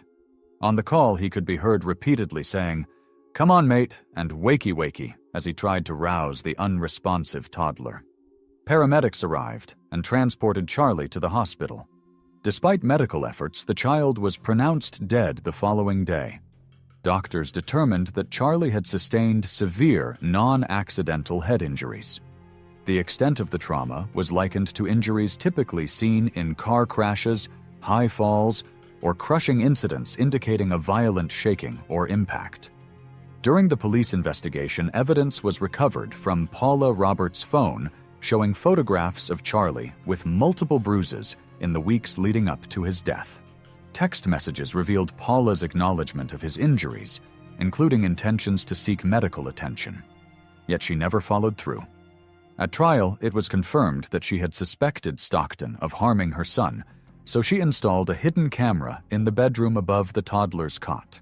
Despite this, she continued the relationship and left Charlie in his care. The prosecution argued that Stockton deliberately and forcefully shook or threw Charlie, resulting in fatal injuries. The jury was told that Stockton, left alone with the toddler for a brief period, had snapped. Evidence included prior injuries, the 999 call, and forensic findings. Stockton told first responders, and later the jury, that Charlie had choked on a biscuit and that he had tried to help by patting his back and inserting his fingers down the child's throat. He denied assaulting the boy or witnessing anyone else do so. Stockton claimed in court that he had been trying to build a bond with Charlie, describing the experience of caring for a child of that age as new and challenging. He stated that he had never been around a young child before, due to his own son's medical needs. He denied any malice or mistreatment, asserting that his relationship with Paula had been strained, marked by her mental health difficulties and mood swings. His barrister argued that the incident was not premeditated and that there had been no intention to it, and also emphasized Stockton's lack of criminal history. The defense also highlighted examples where Stockton had taken responsibility during minor accidents, such as informing Paula when Charlie hit his head on a fireplace. However, the jury was not persuaded. In December 2024, Stockton was convicted of murder and child abuse. On 7th February 2025, at Teesside Crown Court, Mr. Justice Goss sentenced him to life imprisonment with a minimum term of 25 years. The judge described Charlie as particularly vulnerable due to his premature birth and delayed communication abilities. Alongside Stockton, Paula Roberts was also prosecuted. She was found guilty of neglect for failing to seek medical treatment for Charlie, despite evident signs of abuse. She was sentenced to 4 years in prison. The detective superintendent who led the investigation emphasized the importance of safeguarding vulnerable children, saying that if you have concerns about those caring for your children, you must act, speak out, or ask for help. Stockton was discharged from his position in the industrial workforce and transferred to prison custody immediately following sentencing. He did not show any visible emotion during the sentencing hearing. During his trial testimony, he continued to deny any wrongdoing and maintained his innocence, expressing that he felt hurt and upset over the accusations. As of March 2025, Christopher Stockton is serving a life sentence at HMP Franklin, a high-security men's prison in County Durham. He has served 2 years of his minimum 25-year term. He was 38 years old at the time of the crime. If not released earlier on parole, he will be eligible for release at age 63. Number 20. Graham John Enniss. Graham John Enniss, aged 38 at the time of his most publicized arrest, is a Tasmanian man with a long history of criminal activity and multiple escapes from custody. Born and raised in the northwest of Tasmania, Ennis had developed a reputation among law enforcement as a habitual offender with a pattern of violent behavior. His extensive record included theft, assault, and firearms offenses. By late 2015, he was already known to police, having previously escaped custody and assaulted officers during arrests in 2010 and 2011. On September 20th, 2015, a series of events in Circular Head, a rural area in Tasmania's northwest, brought him back into the spotlight. That evening around 6:30 p.m., a member of the public reported seeing a vehicle suspected to be stolen on Maubana Road. The vehicle was linked to Ennis, who was already the subject of a multi-week investigation involving thefts and break-ins across the region. His activity had drawn attention from local police and escalated to include the Special Operations Group. Following the report, police traced the vehicle to a nearby dairy farm. According to Inspector Lachlan Avery, as officers approached the scene, Ennis attempted to evade arrest by driving off-road and onto the Bass Highway. While being pursued, he fired a shot in the direction of police. Officers from the Special Operations Group responded by shooting out his tires with firearms. Despite attempting to escape by driving through paddocks, he was stopped and arrested at Peggs Beach after his vehicle was immobilized. He was taken into custody without further resistance. No officers were injured, and he was immediately charged with a range of offenses, including aggravated assault, firearms charges, motor vehicle theft, and attempting to evade police. These charges were added to an already lengthy record of prior convictions. In 2016, Ennis was sentenced to 8 years in prison. The court noted his repeated disregard for public safety, especially the incident involving firing at law enforcement officers. He was housed at Risdon Prison in Hobart, Tasmania. Despite the severity of his sentence, he made other plans.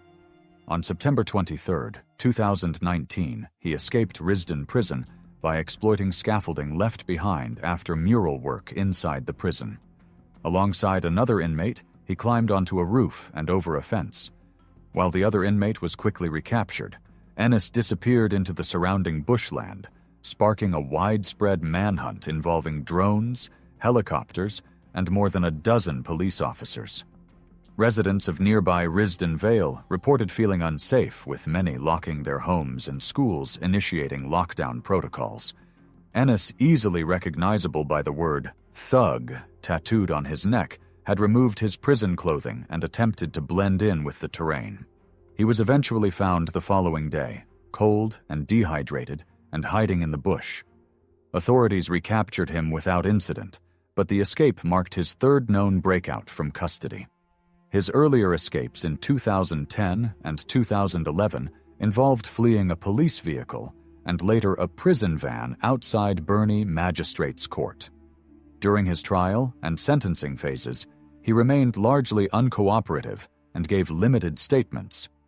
He did not offer a formal apology to police or the public, and no remorse was noted during court proceedings. Following his 2019 escape, additional charges were filed against him, including escaping lawful custody and endangering public safety. These added time to his original sentence. As a result, he remained under strict supervision and was transferred back to maximum security at Risdon Prison.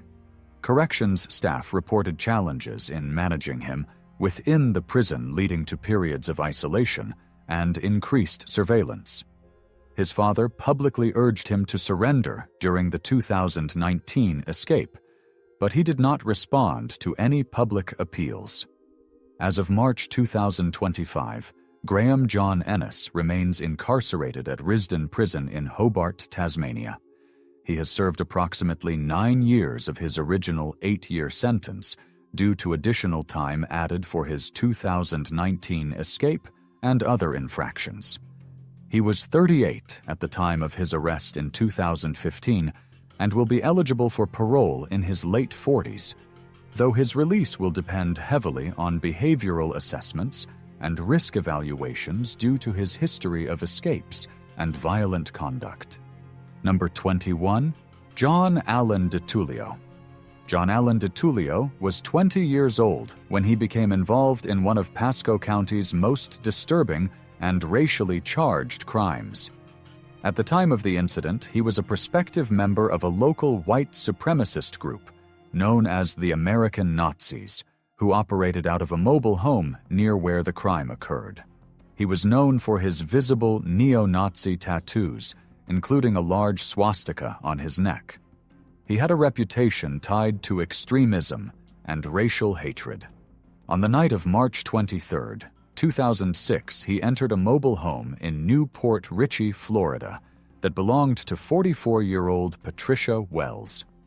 According to investigators, Wells had been targeted because she had a black male friend, and her son's friend, Christopher King, who was visiting that night, was also a member of the gay community. Ditullio forced his way into the trailer while armed with a knife.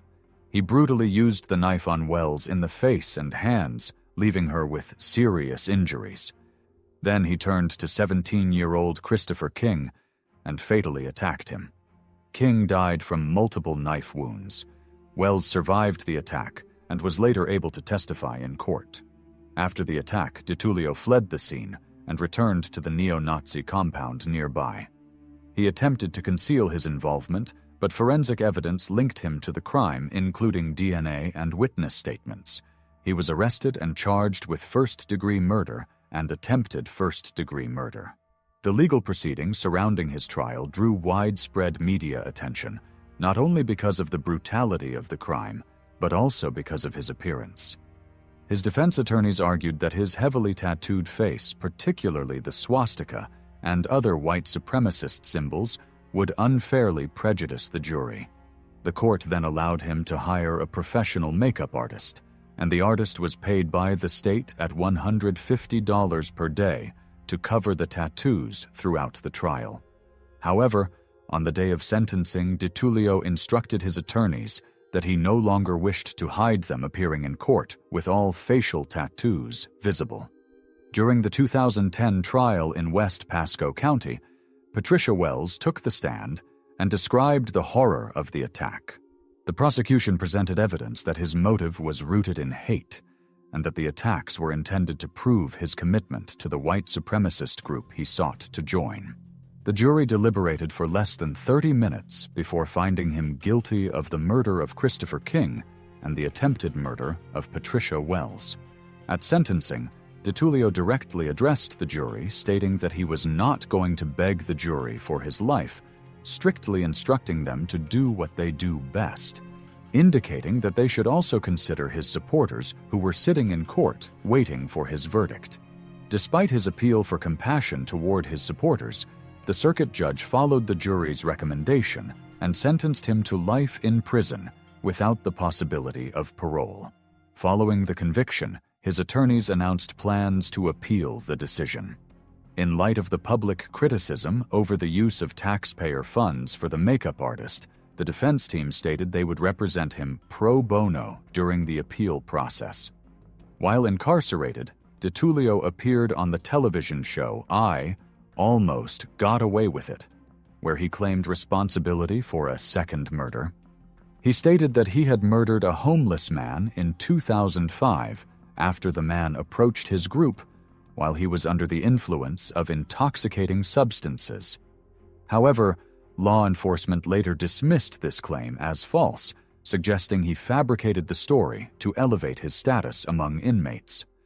No corroborating evidence was found to support his confession, and he was not charged in connection with the alleged killing. In addition to his media appearance, he continued to maintain his innocence in King's murder, even while pursuing appeals. As of March 2025, John Allen Ditullio remains incarcerated at the Florida State Prison in Rayford. He has served approximately 19 years of his life sentence. He was 20 years old at the time of the crime and will remain in prison for the rest of his life without the possibility of parole. Number 22. Basil Dylan Morgan. Basil Dylan Morgan was 21 years old on the night of May 21, 2013, when he committed the fatal crime that would later define his criminal record. Born and raised in Nevada, Morgan spent much of his adolescence cycling through foster homes and juvenile detention centers. By the age of 18, he had already been sentenced to prison for possession of a stolen vehicle, marking the beginning of a continuous life behind bars. At the time of the 2013 crime, he had already exhibited a pattern of violent behavior and associations with white supremacist ideology, visibly represented by facial tattoos, including baby Nazi swastikas and other neo-Nazi symbols. The crime took place in northwest Las Vegas, Nevada. The victim was 75-year-old Jean Moyne, a woman known by her family as a nurturing figure who dedicated her life to caring for others. That evening, Morgan, accompanied by 49-year-old Keith Smith, broke into Maine's home with the intent to burglarize. Prosecutors later stated that Smith left the premises when he heard gunshots, only to return and see Morgan with a suitcase full of stolen items.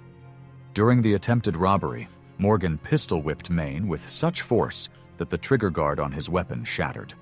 He then shot her in the back of the head. Maine was later found dead in the first-floor bathroom of her home. Following the crime, Las Vegas police investigators traced blood found at the scene back to Morgan. A search of his residence uncovered several items stolen from Maine's home, including a laptop, purse with $800 in cash, and keys to a Cadillac Escalade. These discoveries led to charges of murder, burglary, robbery, kidnapping, and conspiracy to commit burglary. Morgan's arrest and criminal background drew attention not only because of the brutal nature of the crime, but also because of his tattoos, which included a swastika within a clover under his eye, and the phrase "most hated" across his forehead. In a prior 2016 robbery case where Morgan was found guilty of stealing a motorcycle and threatening its owner, he had been allowed to use makeup to conceal the tattoos during trial.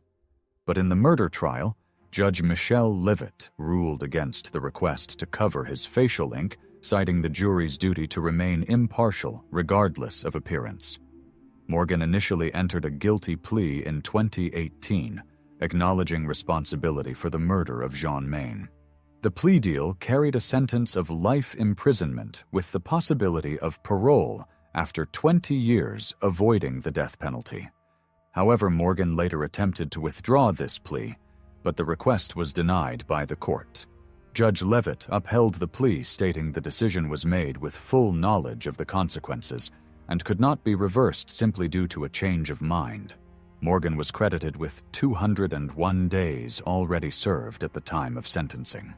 His accomplice, Keith Smith, was sentenced to 4 to 10 years in prison on burglary charges in 2016.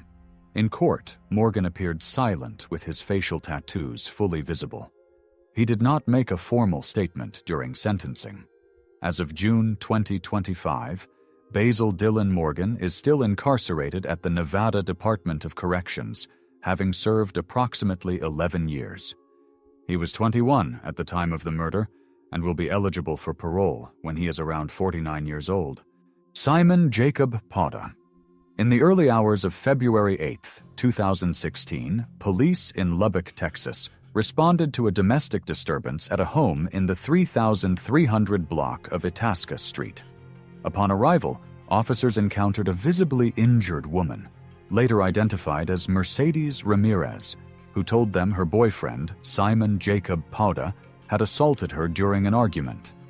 She was pregnant with his child at the time.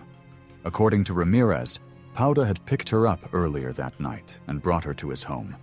She noticed he was acting erratically, pacing and behaving nervously. When she asked if he had been using hard substance, he reportedly admitted that he did, but he took a little. Ramirez told police that Pauda frequently used the hard substance. The situation escalated when Pauda accused Ramirez of being unfaithful and questioned the paternity of her unborn child. Ramirez denied the accusations, but Pauda's agitation intensified. Without warning, he ran toward her and began punching her in the face with a closed fist. As she tried to defend herself, he reportedly warned her to not try and scratch him, or it will be worse for her. After the physical assault, he went into the kitchen, retrieved a large butcher knife, and chased Ramirez around the living room. At one point, he dropped the knife, but then grabbed her by the hair and threw her to the ground. While she was down, he kicked her multiple times, including in the stomach. During the attack, Ramirez managed to call her mother for help. While on the phone, Pauda slammed her into metal furniture items in the living room. Before officers arrived, Pauda took his 2 sons from other rooms and fled the home. Ramirez was treated for her injuries, and the case was quickly turned over to investigators. A warrant was issued for Pauda's arrest. On February 10, 2016, he was taken into custody and booked into the Lubbock County Detention Center, where he was held on a $100,000 bond. He was later indicted by a grand jury for aggravated assault with a deadly weapon.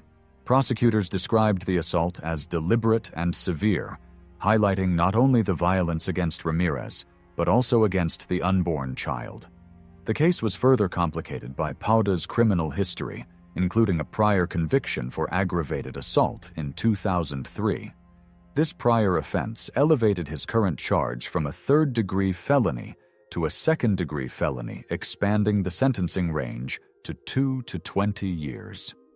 During the week-long bench trial before judge in the 137th District Court, the prosecution presented evidence of the violent assault and Pauda's gang affiliations.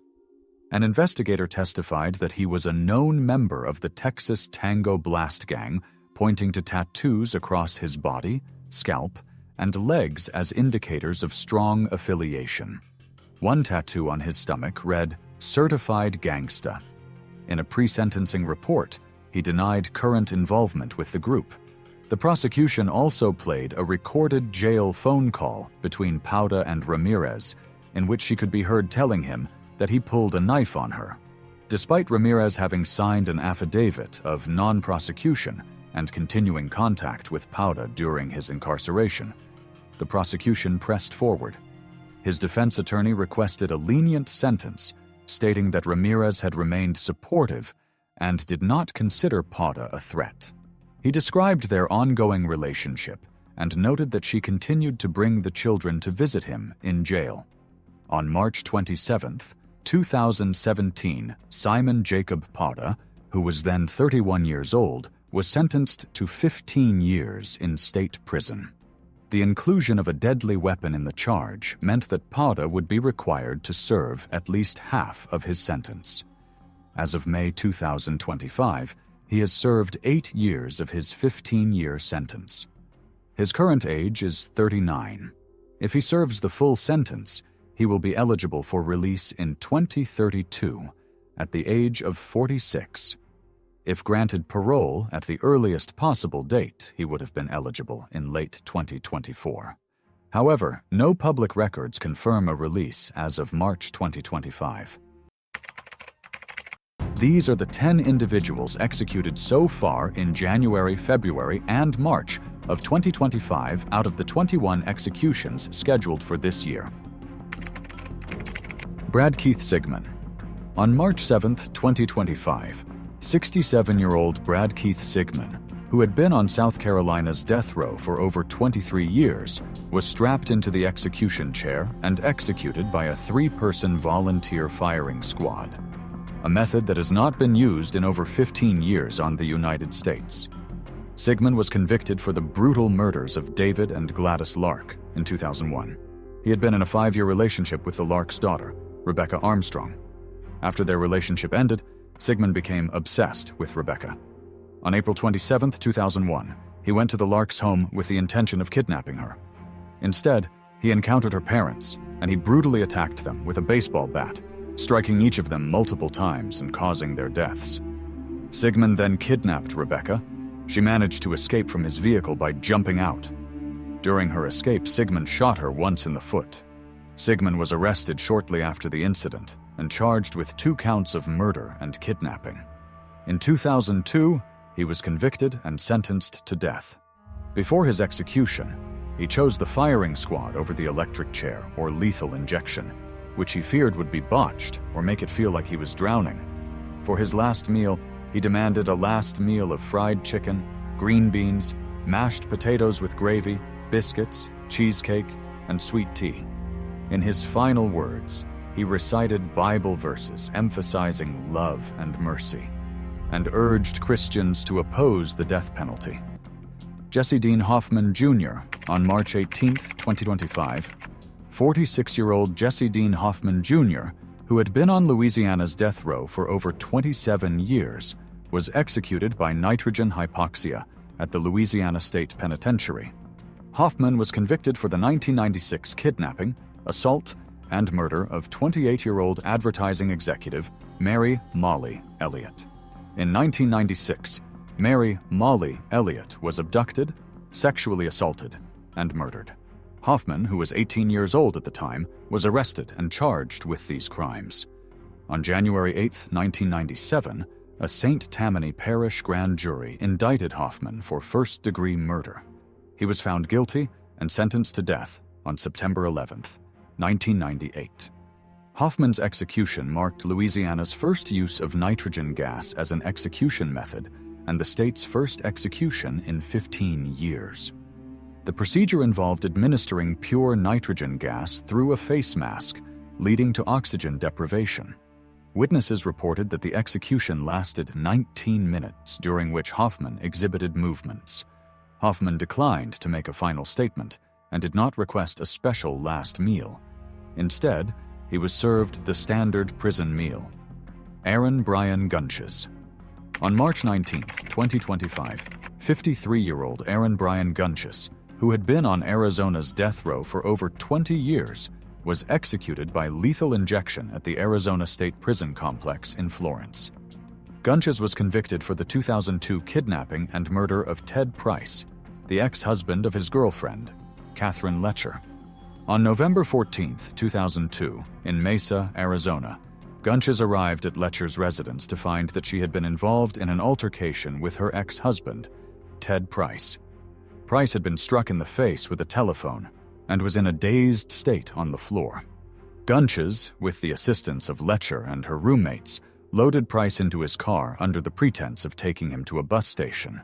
However, he didn't have the funds to give him for a bus ticket. Gunches drove Price into the desert off the Beeline Highway, where he shot him 4 times, resulting in Price's death. Gunches pleaded guilty to first-degree murder and kidnapping charges. In 2008, he was sentenced to death for the murder of Ted Price. Prior to his execution, Gunches demanded a bacon cheeseburger, fries, a spicy gyro, a BBQ gyro, and onion rings. He declined to make a final statement and did not request the presence of a spiritual advisor. Wendell Arden Grissom. On March 20, 2025, 56-year-old Wendell Arden Grissom was executed by lethal injection at the Oklahoma State Penitentiary in McAlester. Grissom had been on death row for nearly 20 years following his conviction for the 2005 murder of 23-year-old Amber Dawn Matthews during a home invasion and robbery. In 2005, Grissom and his accomplice, Jesse Floyd Johns, planned a home invasion targeting a residence in rural Blaine County, Oklahoma. On the night of the crime, they entered the home where Amber Matthews and her friend Drew Kopf were present. Grissom fatally shot Amber and shot Jesse twice. Jesse survived the attack. Grissom was convicted of first-degree murder. In 2008, he was sentenced to death for the murder of Amber Matthews. He did not request a special last meal and was served the standard prison meal. In his final words, he apologized to the victims' families, stating, "I consider this a mercy. It's going to be all right." Grissom was executed by lethal injection and pronounced dead at 10:13 a.m. Witnesses reported that the execution proceeded without complications. Edward Thomas James. On March 20th, 2025, 63-year-old Edward Thomas James was executed by lethal injection at Florida State Prison in Rayford. James had been on death row for nearly 30 years, following his conviction for the 1993 murders of 8-year-old Toni Marie Neuner and her grandmother, 58-year-old Elizabeth Ann Betty Dick, in Castleberry, Florida. On September 20th, 1993, James, who was renting a room in Betty Dick's home, returned from a party and attacked Toni Neuner while she was sleeping in the living room with her siblings. He strangled her into unconsciousness, took her to his bedroom where he assaulted her, and left her between his bed and the wall, where she later died. James then assaulted Betty Dick in her bedroom, striking her with a candlestick and using the knife on her multiple times. After the murders, he stole Dick's jewelry and car and fled the scene. James was apprehended on October 6, 1993, in Bakersfield, California, after being featured on the television show America's Most Wanted. He pleaded guilty on April 5, 1995, to 2 counts of first-degree murder and other related charges. On August 18, 1995, he was sentenced to death for the murders. James was scheduled to be executed at 6 p.m. on March 20, 2025, but the procedure was delayed by 2 hours without explanation. He was pronounced dead at 8:15 p.m. after receiving a 3-drug lethal injection. His execution was the second in Florida in 2025. Stephen LaWayne Nelson. On February 5, 2025, at 6:50 p.m., 37-year-old Stephen LaWayne Nelson was executed by lethal injection at the Texas State Penitentiary in Huntsville. Nelson was convicted for the 2011 murder of Reverend Clint Dobson during a robbery at North Point Baptist Church in Arlington, Texas. Nelson, accompanied by 2 accomplices, wanted to rob the church, but it turned to violence when he was confronted by Dobson and his assistant, Judy Elliott. Nelson beat and suffocated Dobson to death with a plastic bag and left Elliott unconscious after beating her up. He then stole Dobson's car, laptop, and other valuables before fleeing the scene. Elliott survived and later provided crucial testimony.